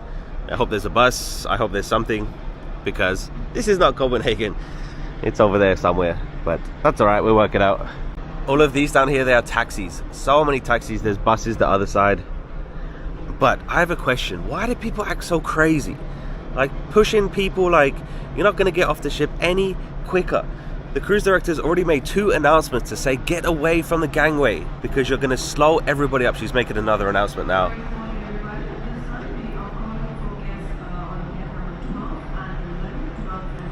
Deck 11, deck 12 to immigration. So hopefully the process is quick. But yeah, she did say yesterday that anybody that wants to get off can get off at any time, but you can't come back on. So I don't know if that's true. But yeah, calm down, people. Like, people literally pushing people to get, like, you know, all you're gonna do is slow the process up. You're gonna make things worse. You're not gonna make things better. And yeah, people get crazy. But yeah, that's deck 12, deck 11. Let's go and get some breakfast. And calm down, people. Okay, calm down. You're on a cruise.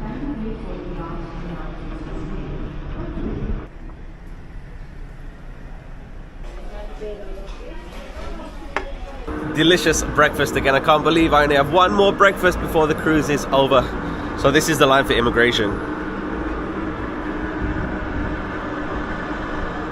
And I just spoke to them there and they said you definitely have to wait for your deck number to be called, and it could be any time. So now it's 10:40 and they've called 12, 11 and 10. So I could have to wait until 2 p.m. to get off, or it could be sooner. I don't know, but they keep making an announcement, get away from the gangway, because it's slowing the process down. I don't understand people, crazy people. They're letting people with tour groups get off, and of course the decks that they've already called, like Haven Suites and stuff like that. So just waiting now. It could be another morning like Dublin, because when we was in Dublin, we had really bad weather, so it's difficult for people to get the tender boats to get to the dock, and so many people were complaining. It's like you can't do anything about the weather, so I guess people are going to be complaining again about immigration, but I mean, all you can do is wait. No point complaining. Actually, I'm going to complain about one thing, because like I said, this port is very far away from Copenhagen city, and you have two options. You can pay $20 for a shuttle bus, or you can walk like 2 miles. I don't agree with that at all. Like, Norwegian knows that they're docking far away from the city. They should supply a free shuttle bus, in my opinion, because now people have to make a decision whether to pay $20 for a shuttle bus or walk. I don't think that's a choice that people should be made to make, but there you go. Still waiting, 11 o'clock there. I've not called any more decks. The same thing's happening that was happening in Dublin, because there was probably like an hour and a half, maybe 2 hours, that they only called tour groups. And that's a big problem for everyone that doesn't have a tour, because we have to wait for tour groups to get off, because of course they have a start time and they can't be delayed. So the same thing's happening, so everybody else is just gonna have to wait. This is the problem with having a private tour, because if you book a tour through the cruise line, Norwegian cruise line, you are 100% gonna make the tour, you're 100% gonna get back to the ship on time. But if you step off the deck and book something privately, then there's no guarantee you're going to make it, there's no guarantee you're going to make it back to the ship, and Norwegian doesn't care about your tour. They don't have to help you. And if I went to get services right now and said, I have a tour that started at 11 o'clock, I didn't book it through Norwegian Cruise Line, they would say, who cares? So definitely know what time you can get off the ship when you're booking a private tour, because yeah, if you book one this morning, then you're going to miss it, because they don't have to help you with a private tour. But yeah, right now it's just tour groups. I can see people with the stickers, they're tour group stickers, so they're getting priority right now, which is right, and everybody else is just gonna have to wait. That's okay. We are still waiting. It's gonna be lunchtime soon. See for your immigration. If your decks have not been called yet, we request guests to please refrain from coming to deck 4 at this time. Thank you. Just went back to my cabin to get my stuff, so I am ready to disembark. They're about 1 hour ahead of schedule. They just called deck 8 and it's almost 12 o'clock. So hopefully in the next hour. So it's 12 o'clock, they just called everybody, so everybody can get off the ship now. It's kind of strange because everybody has to get off. Like, so I don't know if they're gonna be walking around telling everybody to get off, but nobody can get back on until everybody's off and gone through immigration. So it's a little bit strange because there's never a time apart from disembark where everybody gets off. I am pretty curious because they just said this is the final call for people to get off and go to immigration. Are they going to walk around the ship and tell people to get off? I actually don't know. I'm pretty curious what they're going to do because everybody has to get off. So there's quite a lot of people still in the buffet. So are they going to tell them to get off? I don't know, but I'm getting off.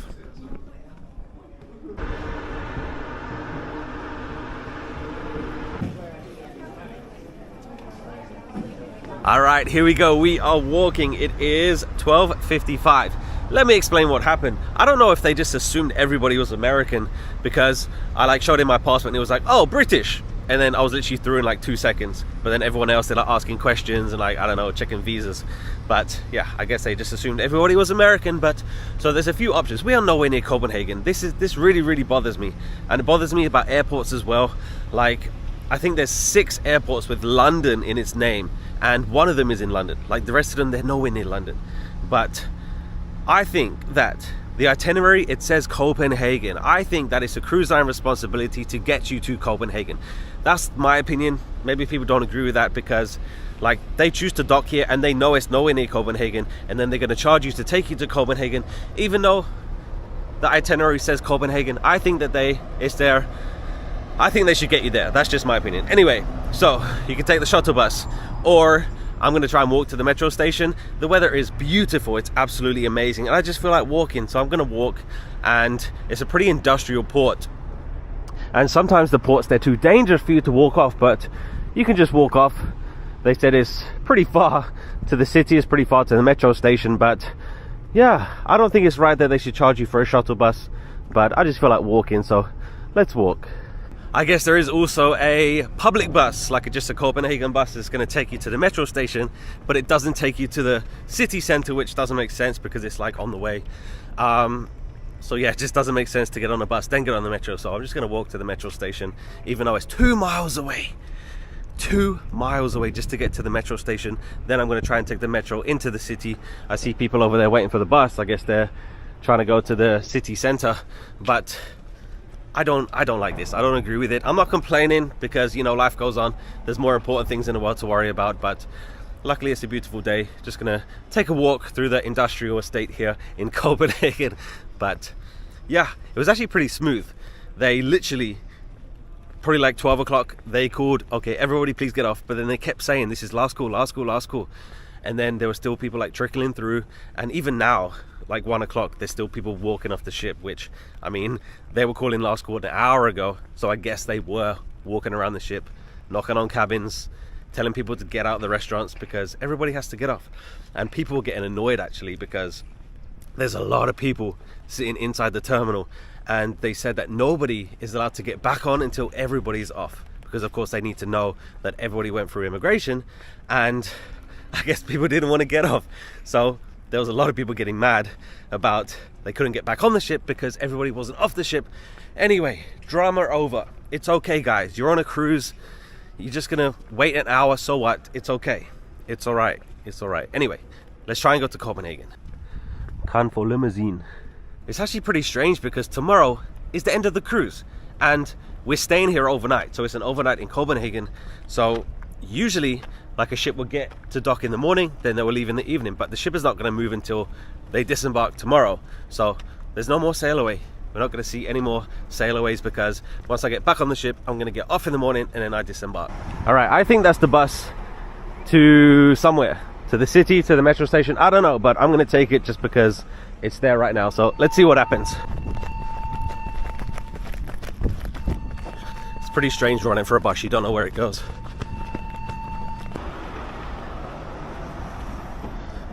Didn't get on it. So everybody already had tickets and they said I should have bought tickets in the somewhere. I don't know what happened, but we're walking. So what I said earlier about it's pretty strange that everybody has to get off. So on a regular port, you don't have to get off. Like you can go on a 7-day cruise that has five or six different ports. You don't have to get off the ship. You don't have to. You can stay on the ship if you want to. But today, every single person has to get off, and some people are not happy about this. But you know, what are you going to do? Just get off and then you can get straight back on. But you staying on board is just delaying everybody else getting back on because there was a lot of people waiting. One thing you might not know about cruising if you've never taken a cruise before is Wi-Fi is not free. It's pretty expensive. It's something like $40 per day or something. It's very, very expensive. So I don't buy it. I don't need it. It actually feels so good to not be on social media every single day. It feels amazing. And the terminal has Wi-Fi. So I was just reading some of the comments on some of the first videos. It makes me so happy that people enjoy my videos, you know, because I just walking around like filming stuff, you know, like I'm not trying to be super professional. Of course I want to make good videos, but it's just kind of documenting my experiences. Like I always tell the truth. I never, you know, if something's crap, I will say it's crap. I don't try and make anything into something that it's not. You know, I'm really just documenting my experiences, and the fact that people actually want to watch it is still mind-blowing to me. And the fact that people say nice things about my videos, like I can't believe it really. So thank you so much for watching this video. Thank you so much for watching the series. There's going to be one more video after this. It's going to be like a kind of review of the cruise, good things, bad things, and yeah, just my opinions about the ports, the ship, and everything really. So this is kind of the last, well, this is the last port. So yeah, the fact that people watch my videos and enjoy it is crazy to me, you know, because I'm not a professional. I'm not trying to, you know, get pitch perfect videos and like perfect lighting and all that stuff. Like I don't know anything about that, to be honest. I just pick up a camera and then just film stuff and talk about it. So yeah, thank you so much. I appreciate it, and I appreciate all of the comments. I read every single one. I reply to every single one. So thank you so much. Another reason I wanted to walk to the metro station is because, of course, tomorrow, end of the cruise after disembark, and I'm not staying in Copenhagen. I'm going straight to the airport and I'm flying home back to London. And I think Norwegian has a shuttle bus to the airport tomorrow morning for people disembarking. It's something like $42 or something, which is a lot because it's not that far. But I wanted to see how I can do it by myself, if I wanted to do it by myself, and if I was to do it by myself, then I'll go to the metro station. So this is the journey that I will be taking tomorrow morning. So if it's acceptable, then I can do that. If I don't want to do it with a suitcase, then I can book onto the shuttle bus. But the problem is, so my flight's at 2 p.m. tomorrow, and I think the shuttle bus is going to leave the ship at 9 a.m. That's a lot of time waiting at the airport. I don't like to be late, I like to be early, but that's very, very early. So let's see how this journey goes. It's a 2-mile walk, so of course tomorrow I'll have my suitcase, so then I'll know if I need to book onto the shuttle bus or not. I've gained quite a few new subscribers from this series, and more people are asking about my accent. All I can say is, what accent? Because I can't hear myself. In my head I sound 100% British, but I still get questions about politics because people think I'm American, and like I said, 99% of the guests on the ship are Americans, so people assume that I'm American because I sound like this, but in my head I don't hear it. So yeah, maybe one day I'll talk about my accent, but there is a reason why, but today's not the day. Just one more thing and then I'm gonna stop yapping before we get to the metro station. I didn't film anything yesterday, so if you've been keeping up with every single day, yesterday was a sea day, I did nothing. I just laid around the pool, I ate a lot of food, a lot of cake, so I didn't film anything yesterday, so we missed a day.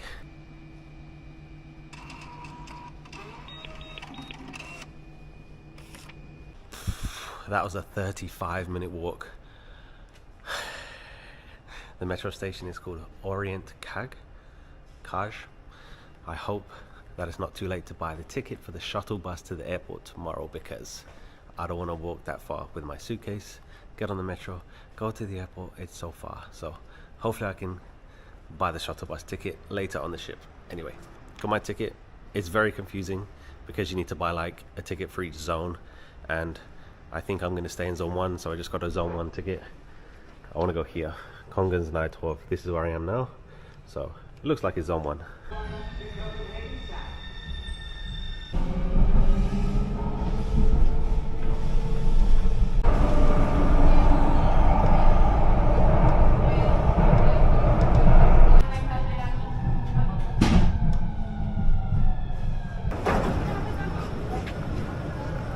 So officially, welcome to Copenhagen. So this area is called Kongens Nytorv. I'll put it on the screen now. This is where you want to come. This is like the center of Copenhagen.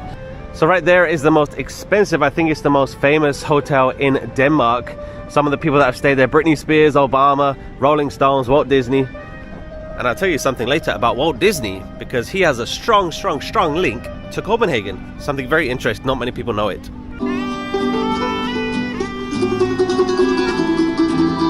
This square is really cool. So over here is the Royal Danish Theatre, and the guy that wrote The Little Mermaid, he's from Copenhagen, and he wanted to be a ballet dancer, but they said he's too ugly to be a ballet dancer, so he started writing, and then he ended up writing The Little Mermaid. I've actually been to Copenhagen a few times, and one of the previous times it was freezing. It was so cold, but it's a Wednesday afternoon, it's September the 4th, and there's a lot of people enjoying Copenhagen today. And the last time I was here, I stayed in a hotel just down there. And just thinking about it, you need to get your hotel, you need to find your own food, you have to find your own activities, you have to travel by yourself. Cruising is so easy. You just jump on a cruise and everything is done for you. The food is right there. You don't need to sort out your own travel. Entertainment's right there. Cruising is the way to go. If you go on Google right now and you type in Copenhagen, you are going to see this. You are going to see the colorful buildings in Nyhavn. So this is like the most popular place to visit in Copenhagen. You can do a canal tour here, which I'm going to try and do. I've done it before, so if it's a wait, I'm not going to wait for it, but this is Nyhavn. You can see that the boats are going to turn around, they're going to head in that way. So I don't know why, but you can catch a boat here. You can also catch a boat here. So this one over here, they don't use euros here, by the way, they have Danish crowns, and over here is 60 crowns, which is like $9 US. And the one over there, from what I remember, it's like $20. I don't know why. So that one's 9, that one's 20. It's exactly the same tour. I don't know why, but I think there's a bit of a wait for this one. I'm not going to do it today. I did it last time I was here, and there's a bit of a wait. You have to wait 30 minutes for the next one, so I'm not going to wait. Let's just walk around. So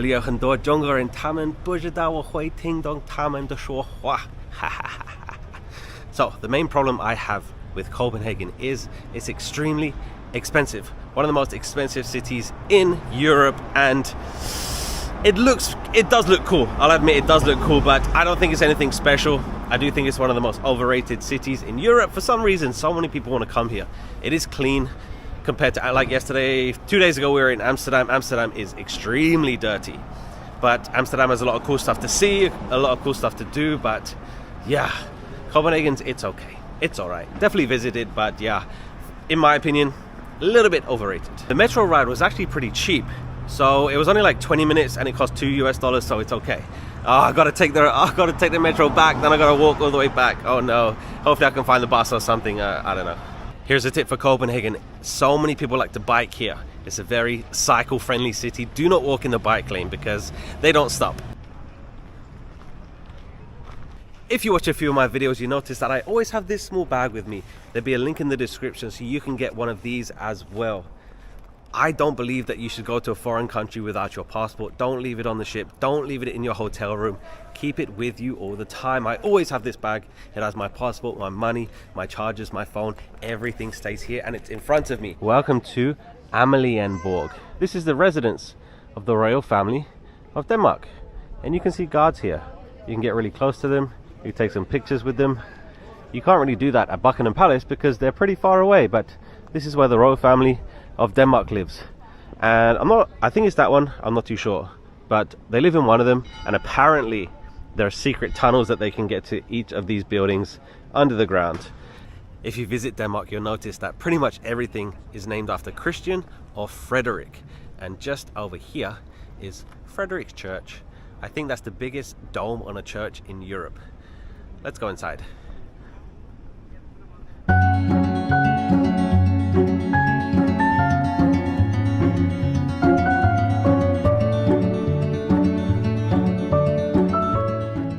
There it is, huge church. Let's keep walking. Denmark does have 7-Elevens. Back in the Kongens Nytorv area now. We're gonna walk down a street called Ostergaard. This is like the main shopping street in Copenhagen.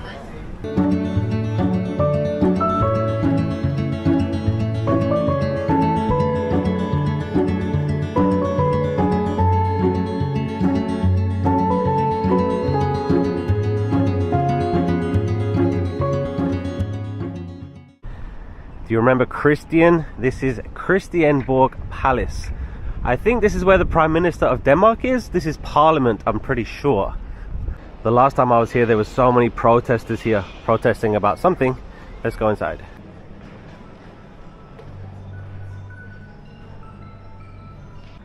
So I've been looking at these for like a minute and I can't figure out what they are for. What do you think? At first I thought they were for bikes, but you can't fit a bike in there. Maybe, I think it's guns, you know. I think this is for holding guns. Maybe I'm wrong. Does anybody know? What are these for? If you're wondering about the houses, the reason they're so skinny is because you pay more tax depending on how much land you take up. So they used to build houses up because you wouldn't pay any more tax. It doesn't matter how high the building is, but if it's wider, then you pay more tax. So that's why they're skinny and tall.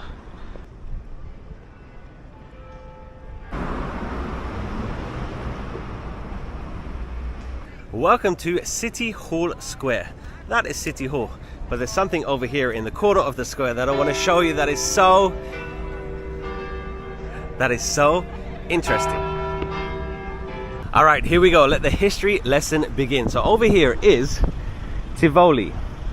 Now, many years ago, an American guy with a funny name, he visited here, and then he came back, then he came back, then he came back, and he almost visited 10 times. And he got so much inspiration from visiting Tivoli right here that he went back to the US and he started to build his own amusement park. So he liked the fact that he came here and adults were having fun, children were having fun, everybody just forgot about the outside world. That guy was Walt Disney. And of course the park we're talking about is Disneyland in California. He got so much inspiration from Tivoli here in Denmark, here in Copenhagen, Denmark, that he kept coming back. And a lot of the stuff that he saw here at this park right here in Copenhagen, he went back home and he put it into Disneyland. Can you believe it?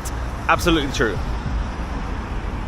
I think it's actually misunderstood that Tivoli is the oldest amusement park in the world or in Europe. It's actually number 2 because the first oldest is also, it's in Denmark, but it's not in Copenhagen. It's a little bit outside Copenhagen, but this is the second oldest. I think it's the world. It might just be Europe, but the second oldest in Europe, maybe the world. But this is where Walt Disney got so much inspiration for Disneyland. He went straight home and put it into Disneyland, California. All right, that's it. That's the end of the tour of Copenhagen. It's currently 3:30. The metro station's just over here, and it's going to take us to that metro station close to the port. And then maybe I need to walk back to the ship, or maybe there's a bus. I don't know, but let's find out.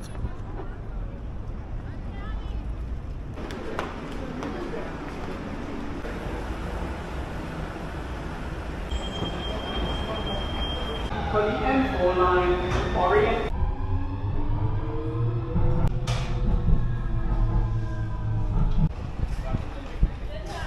Alright, I made it back to Orientcog. I don't know if there's a bus. I don't even know where the bus stop is. So let's start walking. I don't have data on my phone, so I can't even look it up. Highly don't recommend, if you ever cruise to Copenhagen, don't walk. Just take the shuttle bus. Lesson learned. And the first thing I'm gonna do as soon as I get back on the ship is I'm gonna try and sign up for the shuttle bus to the airport tomorrow.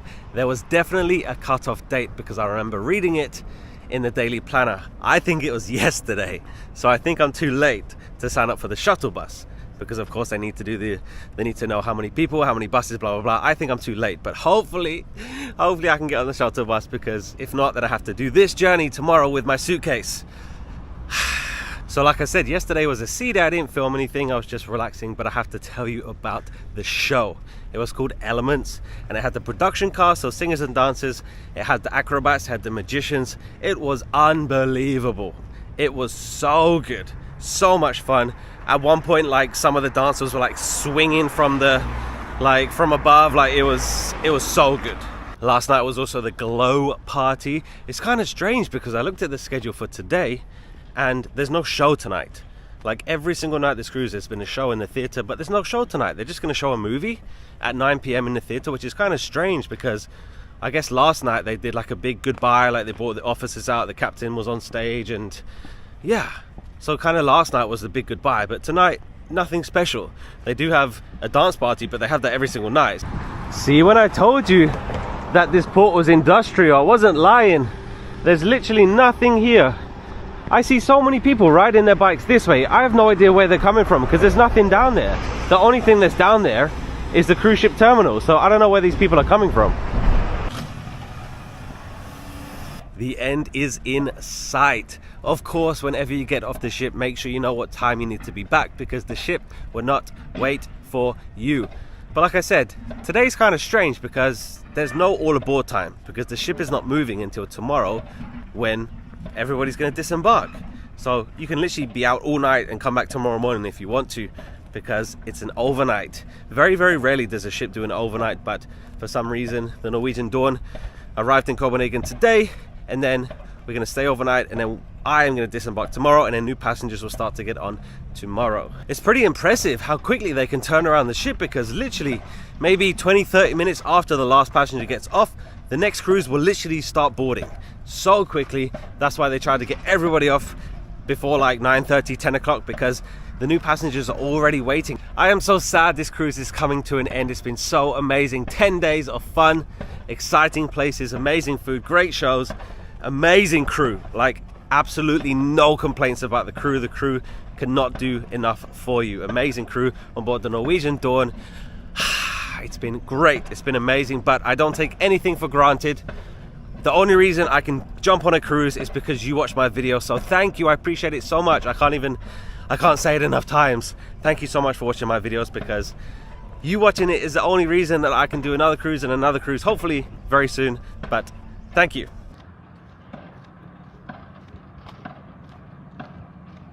So that is the bus stop where I guess the bus goes to the metro station. Maybe I can take that tomorrow morning if I can't get on the shuttle. Welcome back to the Norwegian Dawn. If you think this cruise ship is big, no, this is a small one. Go check out the mega ships, because compared to the mega ships, the Norwegian Dawn is tiny. It's beautiful though. So tomorrow this place will be absolutely crazy. People disembarking, people embarking, taxis everywhere, buses everywhere. Ooh, turnaround day, that's a big day. back on board the Norwegian Dawn, straight to guest services. Hopefully I can book the shuttle bus. Hello. Is it too late to book the shuttle bus tomorrow to the airport? Yes, we already closed. It's too late? Okay, alright, thank you. I knew it was too late. Oh well, I'll figure it out. Let's go get something to eat. I'm starving.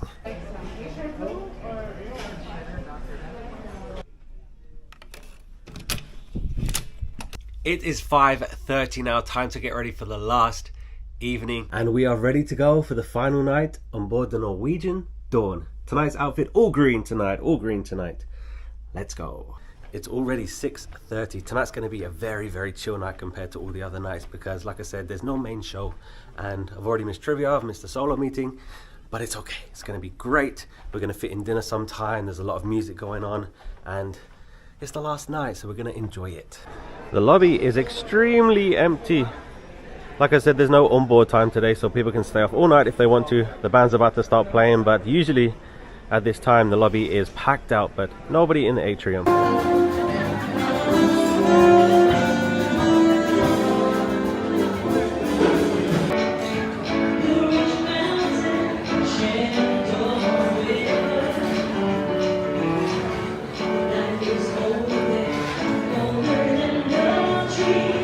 Not too many people on the pool deck. The temperature is still amazing. A little bit windy, but very, very nice temperature. And the sunset over Copenhagen, Denmark. Not the most beautiful port, but I can't believe I walked all that way. It looks so far. Hopefully I won't have to do that tomorrow with my suitcase, but we'll see. It's okay.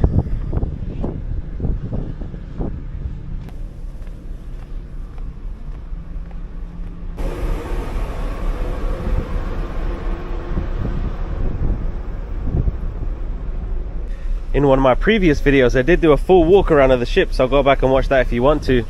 But right at the back of the ship we have the T-Rex kids pool. I think on this cruise there's less than 10 kids, so kids club, and the kids pool has not been busy this cruise. It's a really, really cool area, and it's pretty big too. There's a few different slides and their own pool.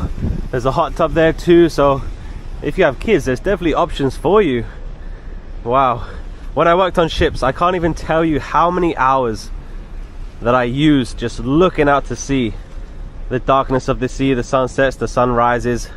One of the best part of cruisings. Wow. Another part of the ship that I saw on the first day and never came back, the gym. It's actually pretty big. For a small ship, has everything you need, very good. Here is a full list of the massages and all of the treatments available in the spa. You definitely pay a premium for being on a cruise ship, but I bet it's amazing.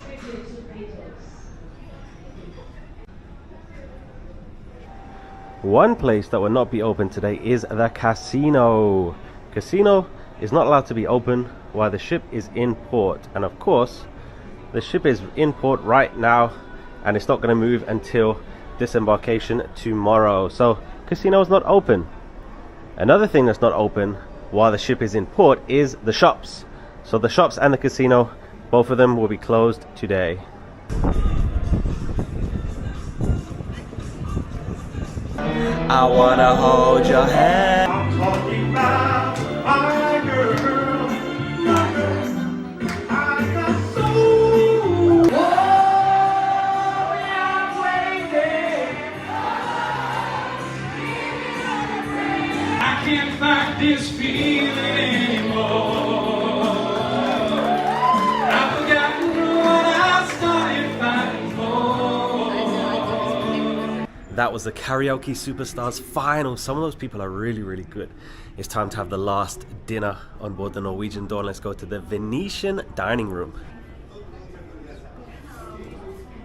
Welcome to my last dinner on board the Norwegian Dawn, and welcome to the Venetian dining room. Let's take a look at the menu. I have to say that the food on this ship has been absolutely unbelievable. You can pause the video now if you would like to read the menu. So my starter was a strawberry spinach salad, and the main course was a sirloin steak, which was so good it'll blow your brains out. 9:15 is still nice outside. Really, really nice light. Amazing dinner. The crew, on Norwegian Dawn. Absolutely amazing. Never ever ever had a bad experience with any of them. They're so helpful, they're so kind, they're so friendly. Amazing crew. Share my dreams, I hold the summer. I sure heard home.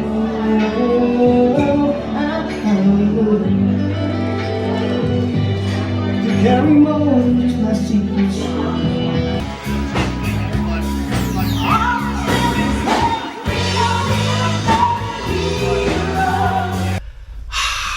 There you go, vacation over, cruise over. It's been an amazing 10 days. I hope that you've enjoyed watching it. I've had so much fun filming these videos, cruising on the Norwegian Dawn. Itinerary's been great, ship's been great, crew's been great, everything has been amazing. It's been so good. So what happens tomorrow on a disembarking day? First of all, this is a cruise hero. Make sure you compliment the crew. If you know their name, write it down on one of these cards, and then there's a thing that you post it at guest services. This really helps them. It helps them in their career. They get recognized for it and they can get rewarded for it. Please recognize the crew that do anything for you, because they would do anything for you. So please write the notes, please write the compliments, just to help them, because they would do anything to help you, and this matters to them a lot. They say that everybody's going to be off at 9 a.m. because the next cruise is going to start immediately. As soon as everybody gets off, new passengers start getting on. So money. How much did I pay for this cruise? It was a 10-day cruise. It started in Southampton, England. We went to Cork, Dublin. We went to Le Havre, France, Zeebrugge, Belgium, Amsterdam, Netherlands, and now Copenhagen, Denmark. All inside 10 days. I had so much food, all the entertainment, all the travel. This is my great cabin. One thing, actually two things. I didn't have the drinks package and I didn't have the Wi-Fi package. These are the two main things that people pay extra for, and it's pretty expensive. So for the Wi-Fi package, I think it's $40 per day per device. So if you have 2 devices, you're going to be paying double. And I think the drinks package was $60 or $70 per day. So if you're a big drinker, get it, it's worth it. But I'm not. You know, I'll have a few drinks now and then, but it's not worth me getting the drinks package because I don't drink that much. You know, say a drink is what, $11, $12, so you need to have 5, 6 drinks every single day. I'm not going to drink that much, so that's why I don't get the drinks package. And the Wi-Fi package, I don't need it, I don't want it, I don't want to be sitting on social media, I don't need to be in constant contact with people at home. If you need the Wi-Fi, great, then get it, but it's going to be expensive. If you want the drinks package, great, get it, but it's going to be expensive. But if you're going to drink 5 or 6 or 7 drinks every single day, then the drinks package is worth it for you. The next thing that's very important is the cruise departed from Southampton, England. I'm from England, I live near Southampton. I didn't need to fly anywhere. It takes me an hour to get to the port, and I just need to jump on a train. So many people, they flew from Australia, they flew from Florida. People have flown a long way, and I just jumped on an hour train. So I saved a lot of money with that. The cruise ends tomorrow in Copenhagen. My flight from Copenhagen to London was $80. So, you know, not an expensive flight. Some people need to fly back to Canada. They need to fly back to Australia and US, like whatever. But I don't, you know, my flight is a few hours. It costs $80 and it's very easy for me. So I save money on the flights too. And I booked this cruise 4 days before the departure date. Yeah, 4 days. Very extremely last minute. Some people book their cruise a year in advance, sometimes 2 years in advance, and I was 4 days. It just popped up with a great price. I was available, and luckily I could just do it. So I'm very grateful that I can just jump on a cruise. Okay, get a figure in your mind. How much did I pay? How much did I pay? How much did I pay? Everything's included in a cruise: food, accommodation, travel, entertainment, everything. I didn't pay for any extras, nothing. I paid $573. $573 for 10 days. $57 per day.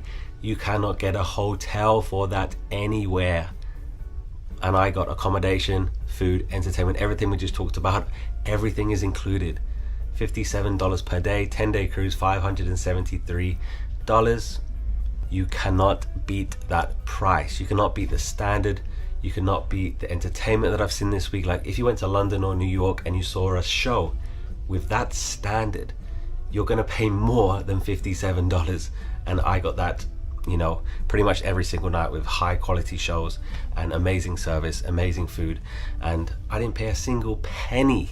I didn't open my wallet once this whole 10 days because everything is included. Of course, I've already paid for it, but I didn't pay extra for anything. $573. So that's the end. In the next video, I'm going to do a review of the cruise, of the ship, of the itinerary. You're going to see me pack and you're going to see me disembark. I'm actually going to start packing right now. 10:42 p.m. on the last day of the cruise. It's been amazing. I really can't thank you enough, because the only reason I can jump on a cruise is because you watch my videos. The fact that you watch these videos, it makes me so happy. Please tell me what you think. Write a comment. What do you think of this series? What do you think of this cruise?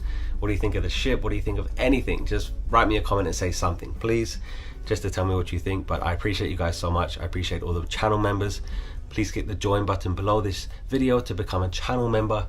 Thank you everybody. Thank you. I'm so grateful. I don't take anything for granted. I've said it so many times, but it's so true, and I know how lucky I am, and I hope that you've enjoyed it. That's the end. I'm going to stop saying thank you, but I'll see you in the next video. Thank you so much for watching. Goodbye and good night. One last thing, I will never ever talk about gratuities. You spend your money how you want to. I'll spend my money how I want to. It's nobody's business how you spend your money.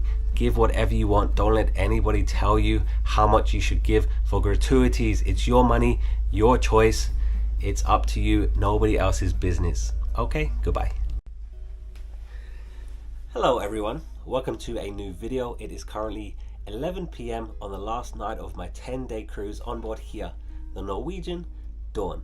In this video, you're going to see me pack, you're going to see me disembark, and this is my review of my 10-day cruise on board the Norwegian Dawn. Just for future reference, my cruise started August the 26th, 2024, and tomorrow is September the 5th, 2024. Here is a look at the itinerary that I just completed. We started in Southampton, England. We went over to Dublin and Cork in Ireland. We went to Le Havre, France, Zeebrugge, Belgium, Amsterdam, Netherlands, and we are disembarking in Copenhagen, Denmark tomorrow. I filmed a video every single day, so if you want to go and watch that series, then go back, because I had so much fun. Every single port was amazing, the ship is amazing, itinerary is amazing. I do have a few negatives, but we're going to talk about it all in this video. I'm also going to be packing during this video. This is my level 8 suitcase. This is the highest quality suitcase I've ever had in my whole life. Right now with my link, you can save 15% on your next purchase from level 8. Their website is full of travel essentials, all the highest quality. The customer service is great. I love these suitcases. They come in all sizes. Doesn't matter what your trip is. It doesn't matter where you're going. Level 8 has you covered. So click my link in the description to get 15% off right now. I absolutely love my level 8 suitcase. I love the zips inside to keep the sides separated. It has a combination lock, quality wheels, amazingly strong handle. I highly recommend level 8. All right, so let's talk about the Norwegian Dawn. It's pretty old because a few months ago I sailed on the Norwegian Prima, and that is like 2 years old. The Norwegian Dawn is 22 years old. You can definitely tell. The first thing that I noticed in this cabin is, you know, when you enter a cabin or a hotel room, there's no space to put your key for electricity. So that was the first sign that this cabin is pretty old. The next sign is outlets. These are the only 2 outlets in the whole cabin. We have one US and one UK, and that's it. I don't see an old ship as a negative. It's still a beautiful ship. Don't rule out an older ship or a smaller ship when you're choosing your next cruise. You don't always have to go with the newest ship or the biggest ship. Sometimes you're going to have a better experience on the smaller ones and the older ones. If you looked at the ship from the outside, you would say, wow, it's huge. No, the Norwegian Dawn is tiny compared to the mega ships that they have today. 3,000 passengers on this ship. That's pretty small. Some of these bigger ships, they can take like 7,000, 8,000 passengers. That's huge. So how about this itinerary? It's been amazing. I've been to all of these places before, but I was so excited to go back to these places, and I had amazing experiences in all of them. Maybe the one negative port was Le Havre, France, because I didn't get off the ship I've been there. It's advertised as Paris, but it's very, very far away from Paris. I don't recommend going to Paris when you cruise to Le Havre because it's very far away and you might not make it back, but all the other ports are amazing. So the 2 ports in Ireland, Dublin and Cork, both so cool. I prefer Cork than Dublin. They're very different, they're not the same at all, but Dublin is really cool. I went to the Guinness factory, I drank some Guinness in Dublin. That was amazing. Le Havre, France was next. There's nothing really exciting in the port town, and to get to Paris it's going to take like 2 hours. I wouldn't risk it. I wouldn't recommend going there. If you want to go there, it's your once in a lifetime that you're going to be near Paris, then go for it, but you need to get up very early and you might get back very, very late. I wouldn't risk it, but yeah, I stayed on the ship that day. The next port was Zeebrugge, Belgium. In Zeebrugge, you have a few different options. You can go to Bruges, you can go to Brussels, or you can go to Ghent. I spoke to people on this very cruise that went to all of them. This is probably the biggest surprise that I had at this cruise. I went to Bruges and I absolutely loved it. It was so cool. I never ever been to, I've driven through Belgium, but I've never stopped, so I've never been to Bruges before. I was so surprised how much I liked it. It was so clean, people were so kind. I drank some beer, weather was good, it was beautiful.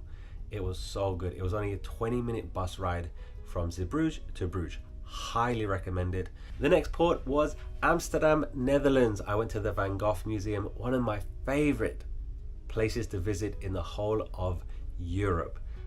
It's amazing. It's so cool. It's going to be very busy.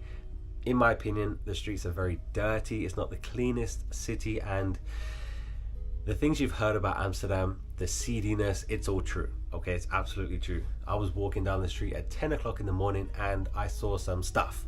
I smelled some stuff. So if you have kids, I wouldn't recommend taking them to Amsterdam. That's just my opinion. You know, definitely visit. Very, very interesting place. And Copenhagen. So it's kind of strange because the ship got to Copenhagen today. We're going to sit here overnight and then everybody's going to disembark tomorrow. So we had an overnight in Copenhagen.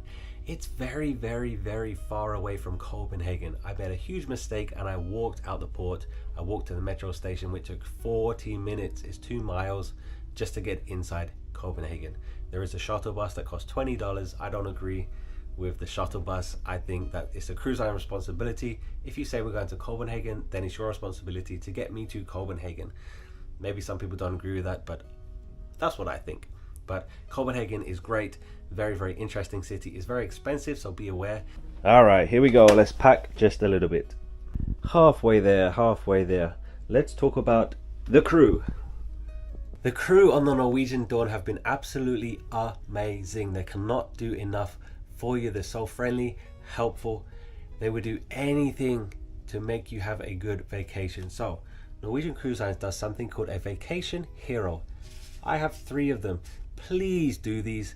You have no idea how powerful you are.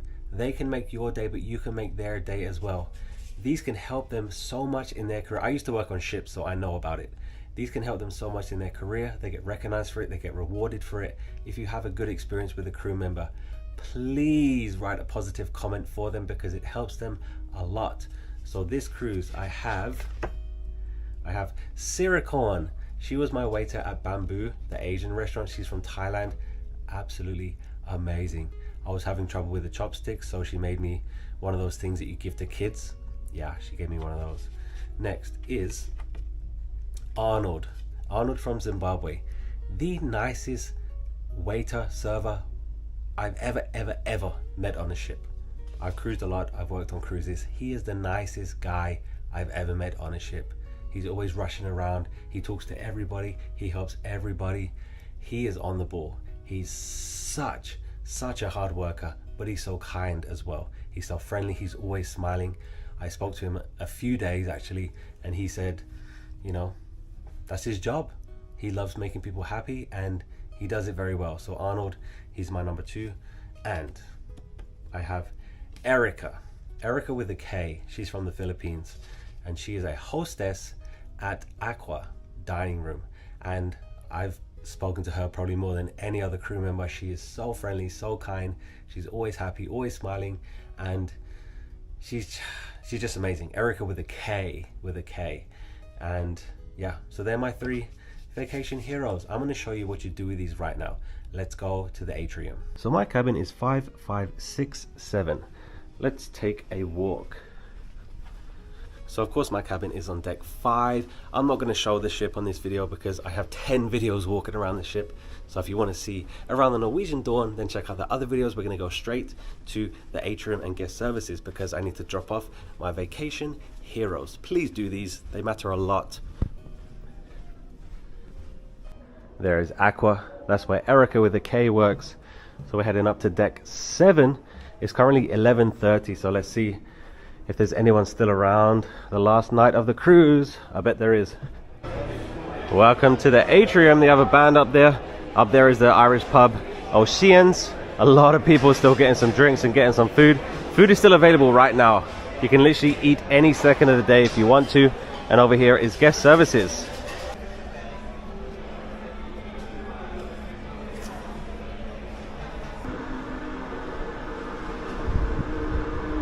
So right there is Copenhagen. Actually, Copenhagen's way over there. But I can get off the ship right now because we are docked here all night. So that is what you do. The vacation heroes, you drop them off at guest services and it goes straight to the general manager. We need to go finish packing. So there's no doubt about it that this ship is older. But like I said, that is not a bad thing. Because does it look older? Yeah. You can definitely tell that it's not modern. But absolutely no complaints about this ship. Atrium's beautiful. Pool deck, restaurants, everything is amazing. Even though it's over 20 years old. Like I said, I'm not going to walk around the ship in this video. I did plenty of that during the last 10 days. Next, I just want to quickly talk about cruising solo. So of course, I'm cruising solo. This whole cabin is for me. I won this at a solo gathering trivia. There are, I think, maybe 30-35 solo travelers on this cruise, and every single day in the schedule there is a time that all the solo travelers come together if you want to and just chat, talk about your day, play some games, and that's it. So if you want to be alone, then be alone. But if you want to meet other people, 100% you can do that. So if you're worried about you're going to be lonely, you won't be. Like I said, if you want to stay alone, great. If you don't want to, then great. Just go for it. Life is too short. Live your life. Do whatever you want to do. Do what makes you happy. And there's a whole world out there. Stop waiting around for the perfect travel partner to come along because it might not happen. Just go out there, see the world, and be happy. This is a coffee mug, by the way. So what about the negatives? There's got to be negatives, right? Yeah. So there's two that I can think of. Number one is the casino. It's a smoking casino and it absolutely stinks. It's horrible. It's disgusting. I don't play the casino, but I like to watch the casino. If I have a spare like 20 or 30 minutes, then I go to the casino and I watch people play the casino. I think it's really fun. It's exciting. I saw a lady win $3,000 on a slot machine 2 nights ago, but it stinks in there. A few months ago, I was on the Norwegian Prima and they have like a smoking section in the casino so you can avoid it. So I asked one of the dealers, why is the whole casino smoking here? And she said, because it's so small, I think they need to have a smoking section somewhere in the casino, but because it's so small, they couldn't really like section a corner off, so they just made the whole place smoking. It's horrible, it's disgusting, and it definitely stopped me staying in there for a longer time because I just couldn't handle it. It was horrible. People walking around smoking, it was horrible. The next negative is, if I'm going to compare it to the Norwegian Prima again, so the Norwegian Prima, it has, I would say, 2 more entertainment venues than the Norwegian Dawn. Of course, it's a newer ship, but I wish there was more options here because here they have the Stardust Theatre and they have the Bliss Lounge. That's pretty much it. That is where the shows are, that's where entertainments are, bingo, parties, trivia. But the Norwegian Prima, they had a comedy club where they had trivias and game shows, whatever, and they also had another bar that was called Sid Norman's. So they had shows in there, they had a regular band in there, so there's always more than one option, sometimes 2, 3, 4 options. But here, there's pretty much only one option for entertainment, apart from live music. Here there's live music everywhere. There's 3 or 4 different venues that you can go and see live music any second of every single night. But in terms of show, there was always one option. And I just wish there was more options of places to go. But small ship, not complaining, but it is a negative if I'm comparing it to the Prima, newer ship, but more options would have been better. So it looks like I have a few more things to do And then that's it. I'm ready to disembark the Norwegian Dawn tomorrow morning in Copenhagen, Denmark. You're going to see it. I'm going to film it all the way to the airport. So that's it. I'm going to finish this off. I'm going to go to bed and I'll see you tomorrow at breakfast. Good night.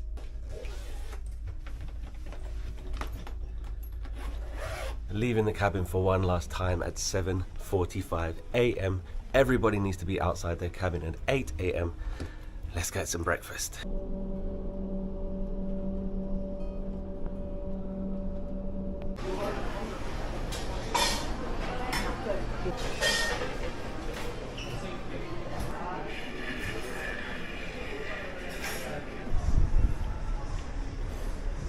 Good morning everyone, welcome to disembarking day. The pool deck is empty. There's a few more people still finishing their breakfast in the buffet, and it's almost time to get off the Norwegian Dawn. I need to make it into Copenhagen today for my flight. So I would say like 90% of people check their luggage in, they got a luggage tag, and then they're going to meet their luggage inside the terminal. And they've been calling colours all morning. They started at 5:15 this morning. It's currently 8:15, so people have been getting up for the last 3 hours, but I think they've called everyone now. So they said everyone needs to be off, I think they said before 9. So yeah, they're going to start hurrying people out, but it's been an amazing 10 days. Almost time to get off, almost. Just finished my breakfast, had some coffee, and then gonna slowly make my way downstairs. Let's take one last look at the other side. Some of the best views you will ever see in your life will be from a cruise ship, but I'm gonna miss the sunsets. Many people that I spoke to, they're actually staying in Copenhagen, so they're extending their vacation. Someone that I spoke to is staying for a week in Copenhagen. Some people are going to Sweden, some people are, you know, going to other places, but I'm just flying straight home today. So my flight's at 2 p.m. from Copenhagen airport to London, so I have just under 6 hours, so I'm in no rush to get off. Of course, I'm not going to stay longer than I'm allowed to, but no rush.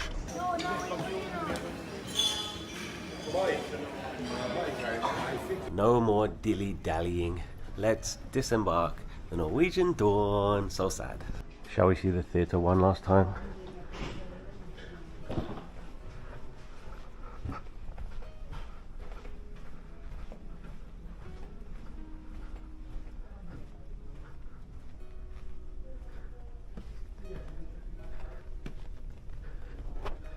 Can you believe this is on a cruise ship? It's amazing. Wow. Entertainment on this cruise has been amazing. Like production cast, magicians, aerialists, comedians, everything has been really good.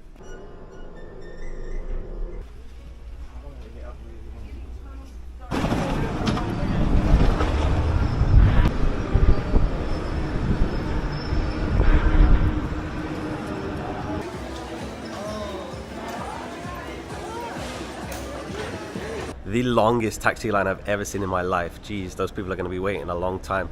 And I see people boarding today, but I can't be jealous because 10 days ago people were jealous of me, so it's okay.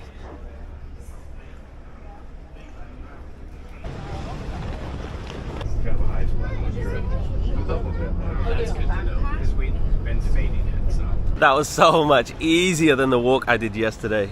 So this is what happened. So I step outside the terminal and there's a bus right there, number 25 bus. I didn't see number 25 yesterday, I saw number 164. But then the sign says metro station. So I was like, can I buy a ticket here? And then it was like, just scan the QR code. I scan the QR code, it doesn't work. So I'm like, ah. Oh. So I get on the bus, I was like, can I buy a ticket from you, like to the driver? And it was like, yes, but only cash. I was like, I don't have Danish crowns, they don't use euros here. It was like, oh, we can take euros as well. I was like, yes. And then I tell her I'm going to the airport, and then she just sells me a ticket all the way to the airport so I can use it on the metro as well, 5 euros. If you watched yesterday's video, I walked that journey because I couldn't work out the bus, it was a nightmare. But I'm gonna wait just a minute because the people on that bus, they were bitching at each other and I don't want to be on the metro with them, so I'll take the next metro. It's okay. It is currently 9:15. I have plenty of time, so they can have that metro. That bus driver was super helpful. She was so kind. Like, I said, oh, I'm going to the metro station. She could have just sold me a ticket to the metro station, but she was like, where are you going? Like, you going to the city? Like, and I was like, I'm going to the airport. She was like, oh, I can sell you a ticket right to the airport, like just to save me some trouble. I like people like that. Help someone out. I really hate cities that don't make it easy for tourists to use public transport. It should be easy. I don't want to download an app. I remember I was in one city, I don't even remember which country it was, but you have to download an app and then add your credit card and then add some money. Like, that's the only way you can buy a ticket for the bus. It's like, what? I'm gonna be here for one day. I don't want to download an app just for one day. Just let me pay cash on a bus, please. Or just a debit or credit card. It's unbelievable that countries still don't have contactless payments. It makes it so much easier for tourists. One metro just arrived there, but I'm not gonna take it. Those moaning people can take it. They're just bitching at each other for no reason. Just like this, it says scan for public transport. It says it's fast and easy. No, it's not if you don't have data on your phone. And no, it's not if you can't, yeah, don't do that. Luckily there's a machine upstairs, you can use card and cash.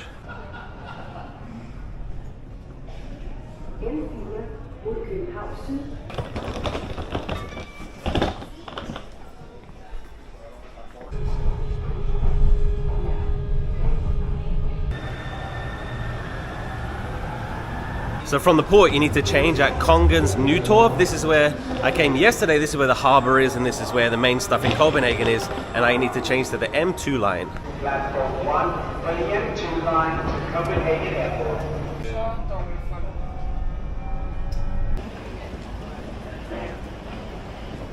Welcome to Copenhagen Airport. Do you know what the sad thing is? Number one is some of these people are probably going straight to the ship and they're going to be cruising tonight. So I hope they have fun because I had so much fun. And the second sad thing is now I need to pay for food.